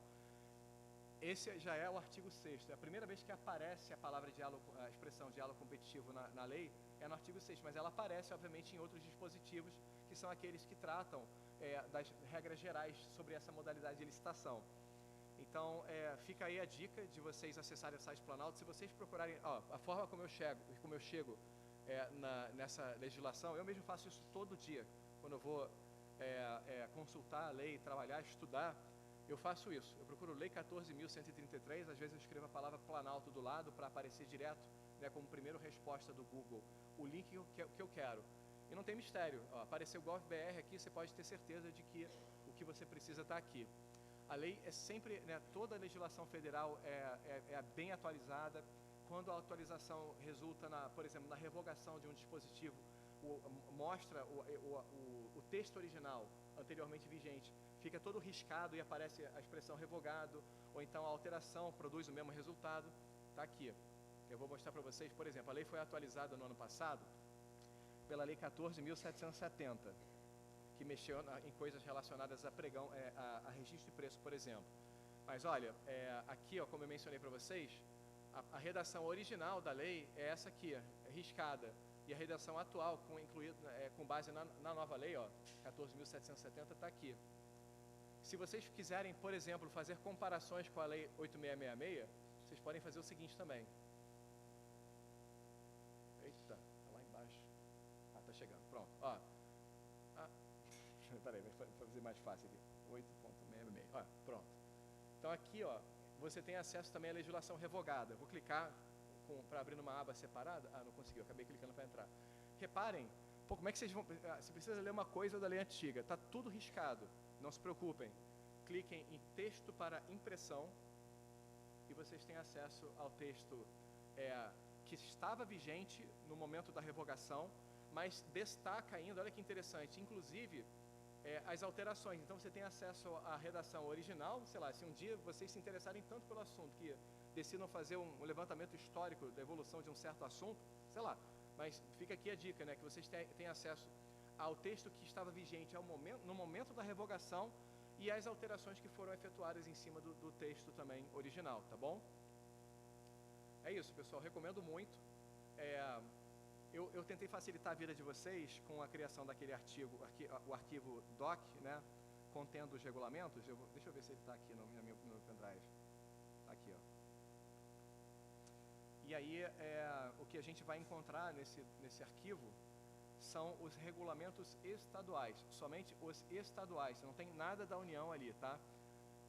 E aí aproveito a oportunidade para falar para vocês que está desatualizado já, porque eu vou colocar, vai aparecer aqui agora, eu vou exibir para vocês. Word. Eita, desculpa pessoal, tem que fazer aqui um giro do pescoço que está difícil de enxergar. Pronto, beleza. Seguinte, esse aqui, ó, era o antigo regulamento do regime de adiantamento. Deixa eu ver se é isso mesmo. 3147, perfeito. Está revogado. Eu coloquei, quando eu criei o documento, acho que a minha versão foi de março, eu até cheguei a revisar em abril, quando eu mandei para vocês, mas depois eu descobri que comi mosca, digamos assim, passou abaixo do meu radar. Esse decreto 3147, que estava em vigor desde 80, foi revogado pelo decreto 48.999 de março de 2024, porque a ementa desse decreto não me chamou a atenção, porque ele falava que estava disciplinando questões de execução financeira do Estado, se não me falha a memória. E lá dentro tinha um novo capítulo sobre regime de adiantamento. Então, até pretendo depois atualizar, eliminar essa parte aqui. Mas é isso, vocês vão encontrar aqui, ó, fase preparatória. Vocês vão ver que eu tive cuidado de usar aquela ferramenta de títulos aqui do Word, para que nós pudéssemos navegar pelo material. Então aqui, ó, regulamenta a fase preparatória, que a gente vai estudar hoje, por exemplo. Está aqui, todo o regulamento da fase preparatória é consultável por palavra-chave. Então, se vocês tiverem curiosidade... Cadê o home aqui? Deixa eu ver, eu vou procurar no documento todo, Ctrl L. Eu vou procurar por estudo técnico preliminar. Estudo...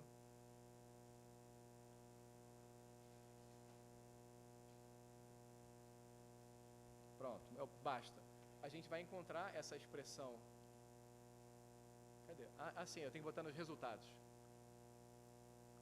Eu errei, gente, eu não estou conseguindo. Tá faltando a letra T ali?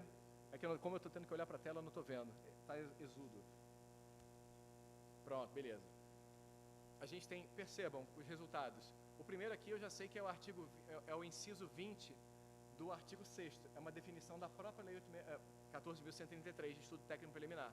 Mas se eu quiser o regulamento estadual sobre ETP, que é importante conhecer, ó, eu já sei que é esse aqui, ó. Está na página 154, eu vou chegar lá direto, ó. Está falando do ETP aqui no estado do Rio de Janeiro. Para facilitar a vida de vocês, tá bom? Então, se vocês forem designados para atuar na fase preparatória, como setor técnico ou setor demandante, por exemplo, vocês vão ter que conhecer essas ferramentas, esses documentos normativos, tá bom? Vamos retomar, porque são 10h30, a gente tem um intervalo daqui a 20 minutos. e eu quero tentar finalizar essa parte aqui. Pelo menos finalizar a parte dos princípios, que é a última parte, antes de entrarmos no intervalo, tá bom? Tá exibindo, não, né? Estou aqui olhando para a tela.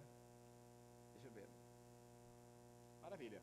Então, aqui, como eu mencionei para vocês, né, o meu objetivo é fazer uma mera comparação do antes e do depois na nova lei. A gente teve mudanças do valor de dispensa para a felicidade de todos. Para compras e bens, antes era 17.600, agora, felizmente, 50 mil reais. Mas a lei deu com uma mão e tirou um pouco com a outra, ao estabelecer a obrigatoriedade, pelo menos no decreto estadual, né? A obrigatoriedade do uso do procedimento eletrônico de dispensa, que é uma espécie de mini pregão no SIGA, tá bom? O regime de adiantamento desse slide está errado. Então, quando eu mandar, eu pretendo já ter feito essa correção. Agora é o decreto 48.999.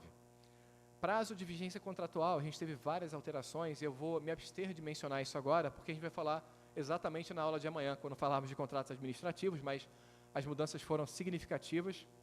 Provavelmente, eu acredito que essa mudança vai facilitar a vida da gestão e fiscalização contratual. Preferência pela forma eletrônica, automação, fundamental. Novo regime de nulidade, que vai se conectar quando eu começar a falar com vocês sobre o princípio da legalidade, que vai parecer uma coisa extremamente maçante, viajante, mas que se conecta perfeitamente com o desafio das nulidades dos contratos administrativos. Vou chegar lá. E também, a lei facilita a vida do gestor, porque antes a definição era muito vaga. Olha, o contratado vai responder pela inexecução total ou parcial do contrato, e ficava na discricionariedade do gestor avaliar a gravidade da infração contratual para decidir qual sanção seria aplicada. E aqui a lei, eu acho que de maneira muito boa, oportuna, estabeleceu muito claramente quais são as infrações e quais são as sanções para essas respectivas infrações. Isso está explícito lá nos artigos 55 a 163.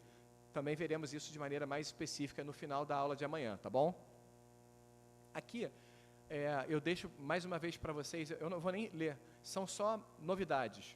São 3 slides com sequências de novidades, que foram realmente inovações da nova lei. Eu vou aproveitar para avançar, para a gente chegar logo na parte em que a gente vai conversar sobre os princípios, que vai justamente chegar no nosso intervalo, e significa que eu vou estar cumprindo rigorosamente o cronograma planejado, tá bom? Como eu mencionei para vocês, a lei também foi muito influenciada por decisões do TCU, e aqui eu mostro para vocês, né, os respectivos acórdãos do TCU que viraram texto da lei, dentro daquela ideia da gente pensar sobre o caráter geral ou não dessas normas, mas fica aí só como um aspecto informativo para vocês. Para quem quiser, para quem tiver interesse, obviamente ninguém está obrigado, mas se quiser participar dessa enquetezinha também, e a gente já vai entrar no tópico 4 agora.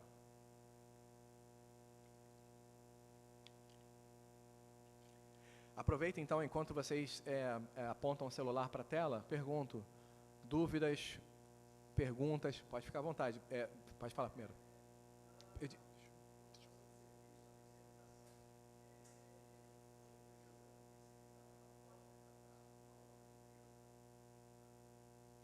Isso vai ter que ser definido no edital, que é a questão da subcontratação, né? Aí vai depender, né? Porque dentro de um ciclo de gestão, dentro da gestão empresarial, né, se você pensar o serviço como um todo, ele pode ser inteiramente faseado, né? Você pode desdobrar em diversas fases, diversas etapas. E a pergunta que a gente vai ter que se fazer é se o núcleo central dessas fases de execução contratual podem ou não ser entregues a um subcontratado. Provavelmente, né, a gente vai encontrar dificuldade de concluir que o núcleo central pode ser delegado a terceiros. Eu lembro de um caso que eu tive aqui, quando eu estava na Dijur, foi de uma empresa para limpeza hospitalar. Acho que era Trusher o nome da empresa. E ela existe ainda? Não, eu não sei.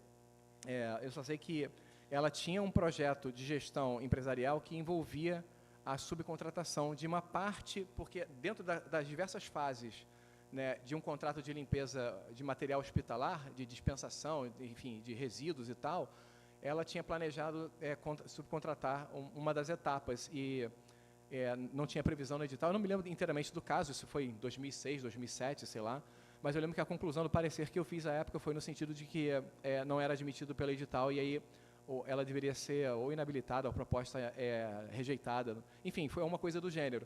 Mais uma vez, tem que ter a previsão do edital, e mesmo a previsão do edital, é importante dizer, vai ter que estar inteiramente justificada no estudo técnico preliminar, tá bom?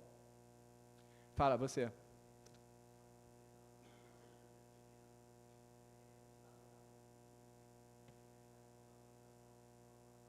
Ah, sim, já foi atualizado no final do ano passado pelo Decreto Federal 11.890, meu Deus, 871 de 2023, foi em dezembro do ano passado, e se não me falha a memória, 50 mil agora, na verdade são 59 mil, tá? Mas olha, se a gente entrar agora na lei, vocês vão ver que vai ter o link para o decreto com a tabela de valores, tá? Tá tudo atualizado bonitinho lá, tá bom? Valeu. Pode falar.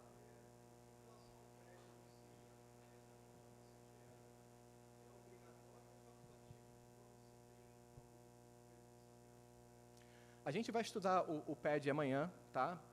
O procedimento, as condições, a obrigatoriedade estabelecida pela lei, e também a possibilidade de você afastar o PED desde que você justifique que isso vai causar algum tipo de prejuízo tanto à contratação, a busca do melhor preço, quanto eventualmente a continuidade do serviço, ou prejuízo a pessoas.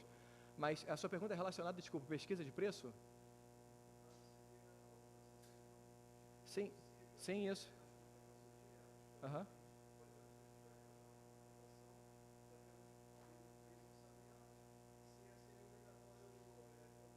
Sim, sim. Ah, sim, perfeito. Entendi a pergunta já, obrigado. A resposta, de acordo com o decreto, é o decreto 48.820 de 2023, a resposta é sim. A lei, quando fala da dispensa no artigo 75, se não me falha a memória, é o parágrafo 70, é o parágrafo 3º, que fala da possibilidade de se conduzir uma pequena disputa eletrônica para contratação de bem ou serviço, no caso de dispensa de valor. São 3 hipóteses, na verdade tem mais até. Dispensa de valor para obras também e dispensa de valor para quando a licitação é deserta ou frustrada. Mas eu vou te falar que o decreto, seguindo a União, ao invés de tornar o PED facultativo para o gestor, desde que justificado, tornou obrigatório. Então, agora, a premissa é de que você vai submeter uma contratação direta de valor ao procedimento de dispensa eletrônica, entendeu?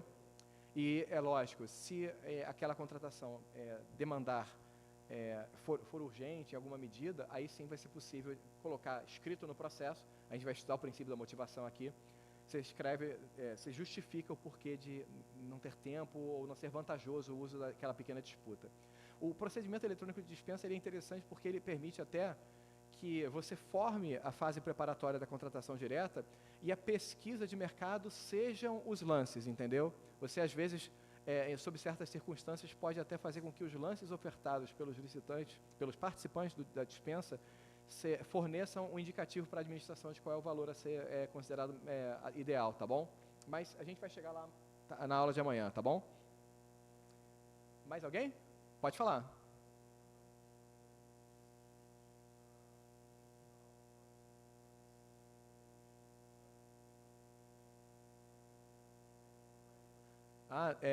Bom, a gente vai chegar lá ainda nessa aula no segundo tempo para falar da fase preparatória do ETP, mas geralmente todos esses documentos eles falam entre si. O ETP é uma espécie de estudo de viabilidade da contratação que ele é mais, digamos assim, mais genérico em relação ao conteúdo do edital. O edital ele tem uma espécie de especificação das escolhas feitas no ETP, e também faz outras escolhas que não são necessárias no ETP. E, por fim, o termo de referência, ele é uma espécie de densificação também, de concretização do ETP e do edital. O termo de referência ele vai falar expressamente quais são as obrigações do contratado, porque a gente já tem uma minuta padrão da Procuradoria que fala quais são as obrigações genéricas de todos os contratados do Estado. O que vai estar previsto no TR, por exemplo, são aquelas obrigações específicas relativas àquele objeto contratual. E aí existe uma relação, como eu falei para você agora, minha intenção é explicar que existe uma relação de especificação entre esses documentos, eles falam entre si, entendeu? Então, às vezes, você vai ver coincidência. Ah, mas eu já falei isso no ETP. Tem que estar no edital? Sim, tem que estar no edital, ainda que esteja no ETP. Até porque o edital ele é uma espécie de regra aplicável aos licitantes. E o ETP ele é um estudo de viabilidade da administração, entendeu? tá bom? Vamos falar então desses 4 princípios que eu escolhi. A 22, eu fiz uma escolha, obviamente, e seria inútil até falar de todos eles nessa aula, mas eu acho que é muito oportuno falar desses 4 princípios aqui. Para quem não é do direito, o princípio da legalidade, ele, em primeiro lugar, né, eu sempre falo, tem que ter fonte em algum lugar, tem que ter alguma previsão, que é a fonte do direito. Dentro de um documento normativo, que pode ser uma Constituição, uma lei, um decreto, uma portaria, uma resolução, esses documentos normativos a gente tem que encontrar algum dispositivo a partir do qual a gente, interpretando, tire, né, a norma. Né? A norma é a interpretação dos documentos normativos, da Constituição, das leis, do decreto. E o princípio da legalidade, ele tem fonte nesses dispositivos constitucionais. O artigo 5º, inciso 2º da Constituição fala do que a gente chama do princípio da liberdade, né, para os cidadãos. Ninguém é obrigado a fazer, ser obrigado a fazer ou deixar de fazer alguma coisa, senão em virtude de lei. Então, você precisa de lei para obrigar alguém a fazer alguma coisa.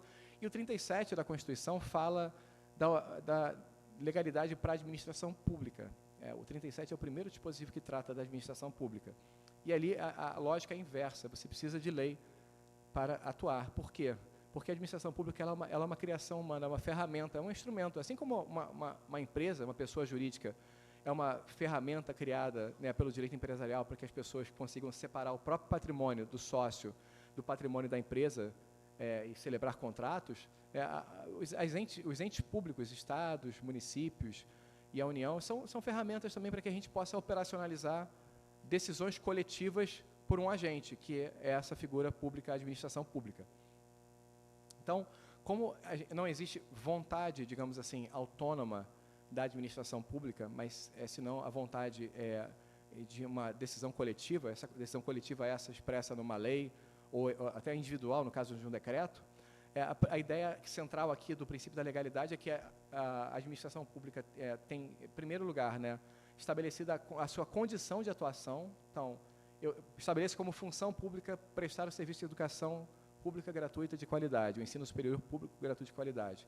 É uma finalidade pública e, com isso, eu crio a obrigação de ter uma estrutura que execute esse serviço público. Saúde, enfim, todos os serviços públicos que vocês podem imaginar, regulação de transportes,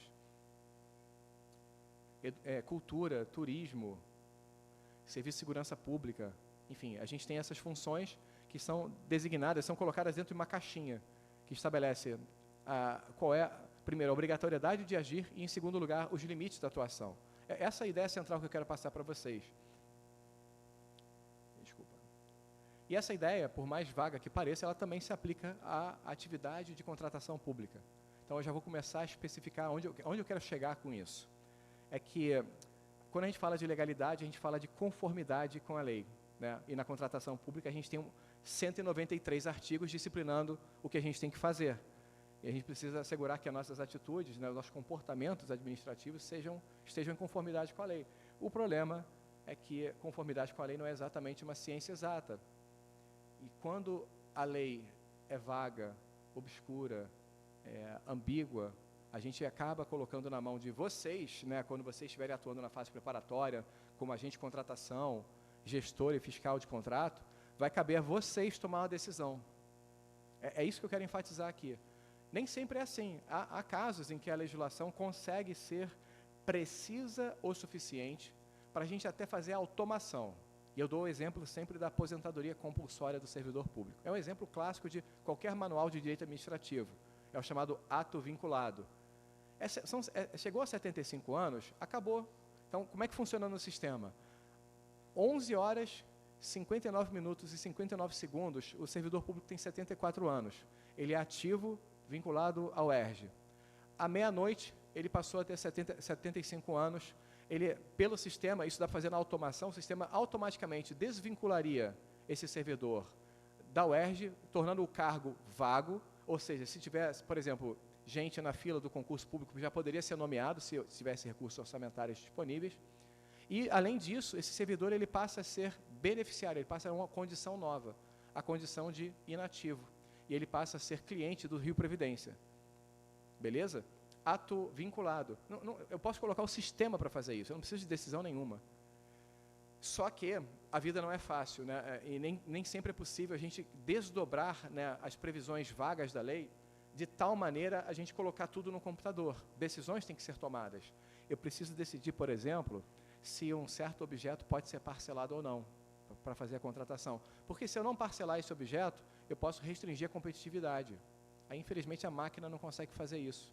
Talvez faça. Sinceramente, eu não duvido de que essas decisões se tornem passem pelo processo de automação daqui a 20, 30 anos. Mas, no presente, cabe a vocês. E uma decisão,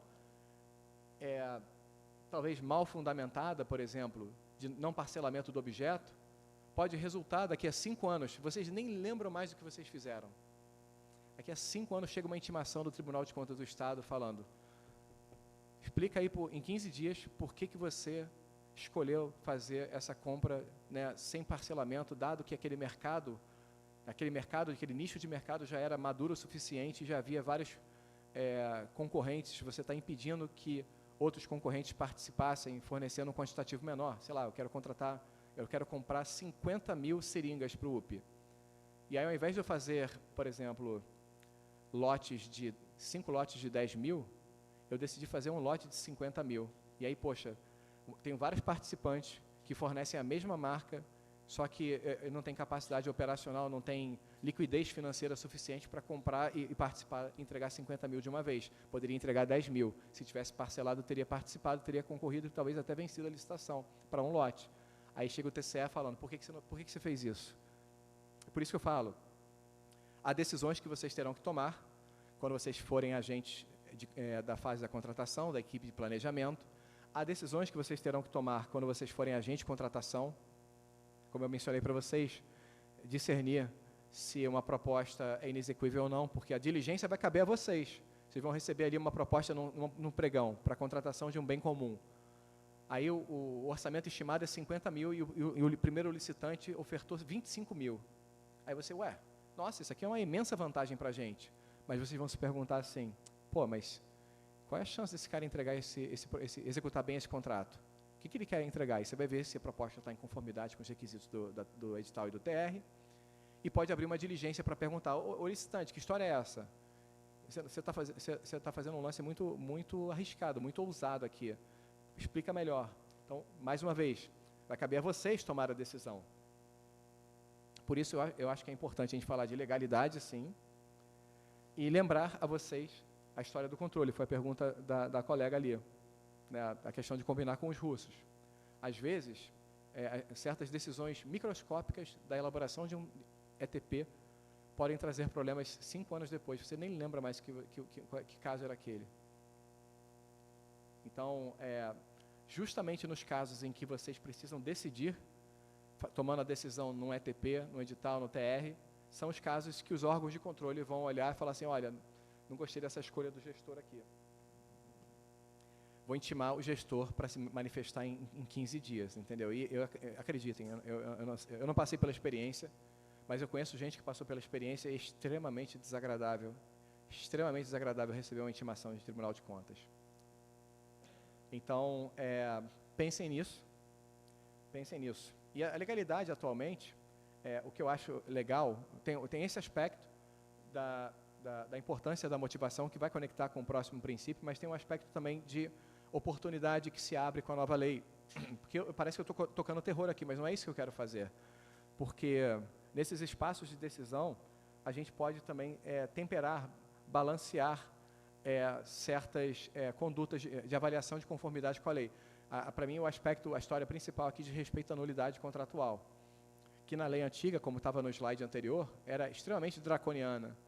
Artigos 49 e 59, se não me falha a memória, da lei antiga, impunham assim, de maneira absoluta: olha, se for verificada a nulidade do contrato, ele tem que ser automaticamente invalidado, todos os seus efeitos jurídicos têm que ser desfeitos, exceto o pagamento, porque aí o Estado não pode se enriquecer ilicitamente, né? Não pode receber um produto ou um serviço ou uma obra sem contraprestação. Então, você paga o mínimo e acaba com tudo. Só que quais são as consequências derivadas disso, né? A gente tem diversas consequências possíveis. A gente tem consequências relacionadas à interrupção do serviço público. Vocês têm o hospital universitário, não tem nada mais dramático do que assegurar a continuidade de um hospital universitário. Então, vocês podem, por exemplo, algumas considerações que a lei até autoriza, né? Custos relacionados à desmobilização de uma obra, né? Porque o particular vai ter que ser indenizado também, porque desmobilizar a obra pode ser extremamente custoso. Ou então vocês vão ter que incorrer em novos custos, porque ainda que não se indenize o contratado antigo, ao contratar um novo empreiteiro para fazer a obra, vai haver novos custos de mobilização, de criação de canteiro de obras, né, custeio da refeição dos trabalhadores, etc. Então, são fatores que a nova lei permite que vocês considerem. Mais uma vez, colocando um pouco no colo dos servidores públicos uma imensa responsabilidade que a gente espera que seja temperada na avaliação dos órgãos de controle. E quando que a gente acha, quando que é justo esperar que os órgãos de controle vão temperar a análise do que vocês fizeram no passado? Quando vocês fizerem a devida motivação. Coisas aqui que eu coloquei para mencionar para vocês, né? Em primeiro lugar, possibilidade de saneamento de irregularidade. Em primeiro lugar, eu estou mencionando aqui o princípio do formalismo moderado. Então, na avaliação de propostas ou na avaliação das condições de habilitação, a lei recomenda que vocês não inabilitem ou não julguem uma proposta como inexequível, por exemplo, sem antes adotar, ou melhor, propostas em desconformidade com os requisitos do edital, melhor dizendo, não as julguem dessa maneira se as desconformidades não forem tamanhas que impossibilitem você compreender, né, o conteúdo da proposta, por exemplo. Eu estou mencionando também um dispositivo da Lei 5427 de 2009, 5.427 de 2009, que é a Lei do Processo Administrativo Estadual. É uma lei importante conhecer, porque ela faz uma espécie de plano geral de condução de processos, dos mais variados processos administrativos do Estado, e lá tem a previsão da possibilidade de convalidação de atos administrativos que sejam apenas parcialmente ilegais e cuja ilegalidade possa ser corrigida sem prejuízo a terceiros, tá bom? E, por fim, eu falo da chamada LINDB, Lei de Introdução às Normas do Direito Brasileiro, que estabelece uma série de considerações a serem, uma série de fatores a serem levados em consideração pelos órgãos de controle na avaliação do que gestores fizerem. Órgãos de controle aqui vale tanto TCE, MP e Judiciário, na hora de eventualmente avaliar se é o caso de condenar ou não o gestor. Então, a primeira parte da legalidade, parece que eu estou querendo criar um terror, mas não é isso. Acho que a gente está com uma grande oportunidade de fazer melhor com a nova lei, sobretudo porque a gente está com digamos assim, um novo vigor com relação à ideia de motivação.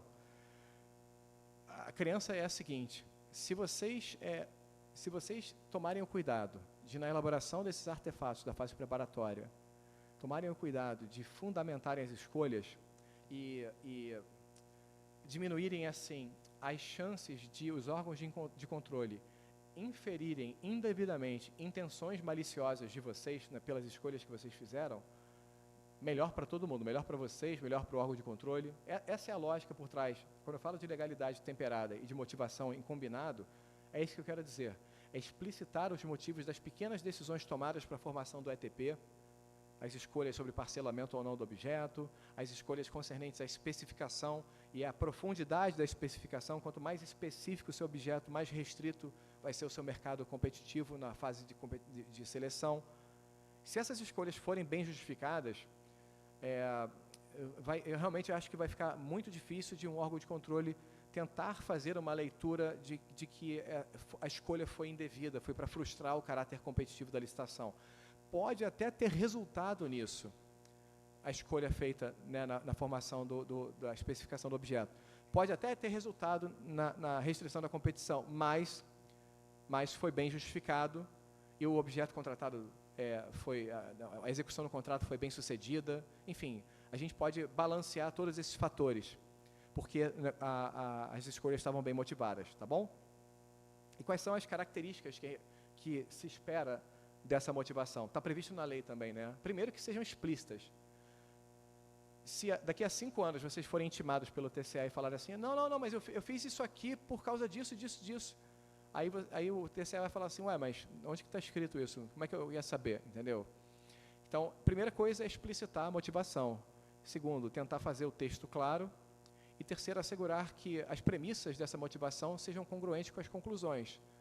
Que, inclusive, essa é a ideia da motivação, é expressar de maneira explícita, né, colocar de maneira explícita as premissas que levam à conclusão de parcelamento ou não do objeto, por exemplo. Eu estou insistindo nesse exemplo que é o que mais vem à mente mesmo, que eu sei que precisa... outro, precisa explicar por que você vai pedir ou não garantia contratual.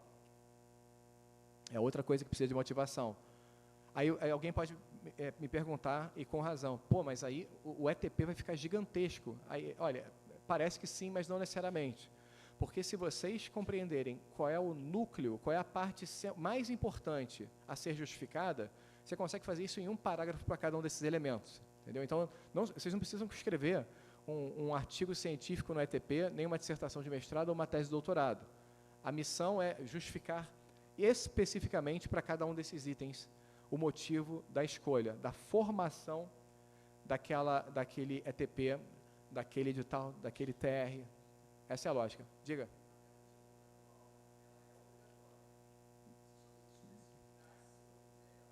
Não necessariamente.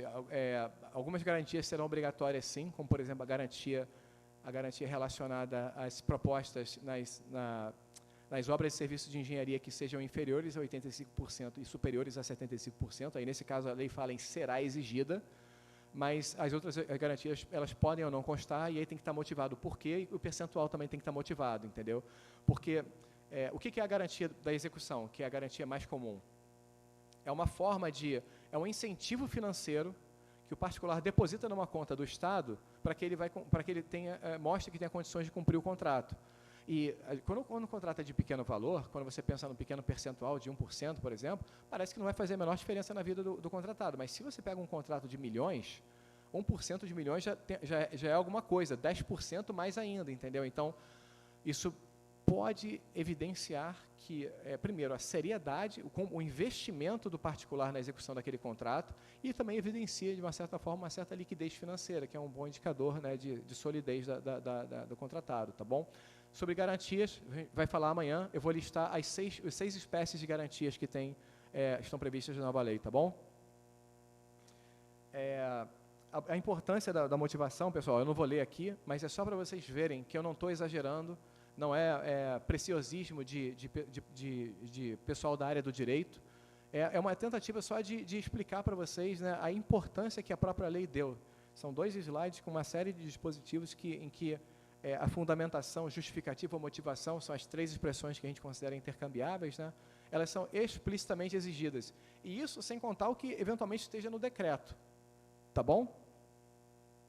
As vantagens eu já acabei falando naturalmente aqui no elaborar, né? E eu acho que a principal é diminuir as chances do órgão de controle, né, atribuir intencionalidade maliciosa ao gestor. A gente tem problema demais já, né, problemas estruturais para fazer boas contratações. Acho que se a gente tomar o cuidado de motivar, a gente pelo menos diminui um outro problema conexo, que é o problema do órgão de controle ficar achando que a gente está, diante da nossa falta de estrutura, que a gente está querendo frustrar o caráter competitivo da licitação, que não é o caso. Dúvidas? Perguntas?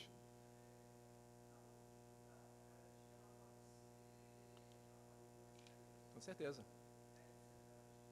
Com certeza. Se você exige uma garantia que não tem, que não apresenta uma boa,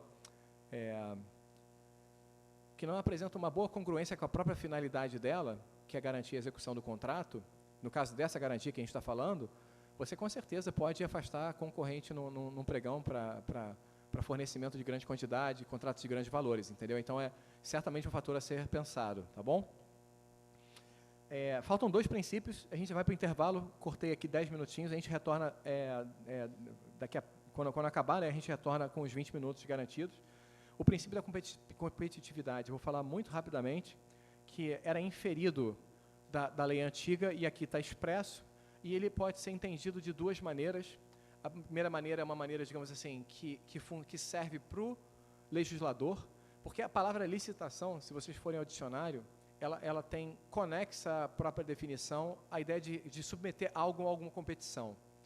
É algo de valor, que pode ser tanto uma alienação, tem um imóvel para vender, no caso do leilão, ou então eu quero comprar um contrato, é algo que eu vou pagar, mas eu submeto esse algo de valor à competição do mercado. E a ideia é que, pelo menos do ponto de vista normativo, o legislador tem que adotar as providências para que a legislação seja feita de tal maneira a que você amplie sempre a chance de maior abertura possível de concorrente. E aí, pronto, a parte operacional, a parte que nos diz respeito, né, é a condução do procedimento licitatório na fase preparatória, na fase de seleção e na fase de gestão contratual, de tal maneira que a gente preserve isso. E olha, pode parecer estranho, mas até mesmo na gestão contratual a competitividade pode ter importância. Porque, por exemplo, nas alterações qualitativas, a lei tomou cuidado de proibir que sejam de monta suficiente a desfigurar inteiramente o contrato e fazer com que você, ao não licitar esse objeto desfigurado pelas alterações qualitativas, você tenha impedido que outras pessoas tenham feito propostas numa outra concorrência que poderia ter sido realizada. Então, até isso é considerado. Mesma coisa com alterações quantitativas. Um contrato poderia ter sido celebrado, outros concorrentes poderiam ter participado se soubessem que a intenção da administração era contratar um volume de negócios muito maior do que o que foi licitado. Então, tudo isso, de uma certa maneira, influencia as definições do objeto, a fase preparatória tem uma importância essencial e a gestão contratual também na preservação desse princípio, tá bom?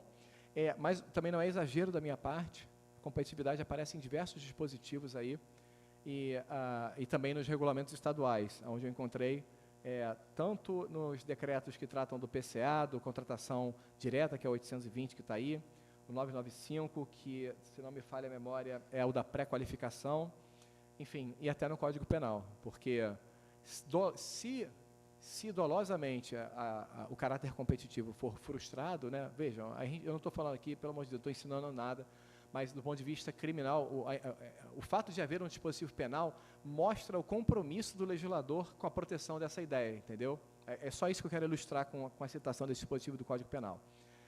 Para fechar, fica aqui, daqui em diante vocês vão ver várias referências das decisões do Tribunal de Contas. Eu não vou ficar parando para ler, eu só quero subsidiar vocês com mais informações para que vocês possam trabalhar melhor. O que eu vou fazer direto agora é falar desse último princípio e a gente vai parar para fazer a pausa, beleza? Segregação de funções, a gente vai falar bem rapidamente. Existe de longa data, até onde eu sei, no campo da contabilidade, da auditoria, já havia sido citado desde 93 em decisões do TCU, mas agora foi expressamente consagrado pela nova lei, e consiste basicamente na ideia da separação de funções de autorização e aprovação, execução e controle e contabilização, e não só essas, mas a tomada de decisão e o controle da tomada de decisão também tem que ser, em alguma medida, segregadas. Então, a mesma pessoa que autorizou não pode aprovar, né? A mesma pessoa que executou, que fiscalizou, não pode controlar a fiscalização. Então, você precisa separar essas etapas. Por quê? Qual é a finalidade? Qual é a razão de ser? Porque quando você concentra todas essas funções numa pessoa só, os erros cometidos, ou, em casos extremos, né, as fraudes praticadas, poderão ser ocultadas pela mesma pessoa. Essa, então, é a ideia central, é preservar a integridade da contratação pública. Está previsto, inclusive, no artigo 169 da nova lei, que trata do controle da administração e da importância da alta gestão, né, da alta administração, tanto da UERJ quanto do Estado, quanto das secretarias, de assegurar mecanismos de controle interno e de segregação de funções para preservar a integridade das contratações públicas, tá bom? Desafio desse princípio aqui no Estado, como vocês podem imaginar, é a limitação de força de trabalho. Há setores em que a gente tem 2, 3 pessoas e não dá para distribuir todas as atividades da fase preparatória, da fase de seleção e da fase de gestão contratual num número reduzido de pessoas. Mas esse é um problema que a gente pode debater amanhã, porque é quando a gente vai falar de gestão contratual, por exemplo. Eu vou parar agora para a gente fazer o lanche. Aí eu vou falar depois dos 3 objetivos quando a gente voltar, tá bom? São 11h04, eu peço a gentileza de retornarem na hora certinha, 11h24, para a gente poder fechar o conteúdo certinho hoje, tá bom? Obrigado.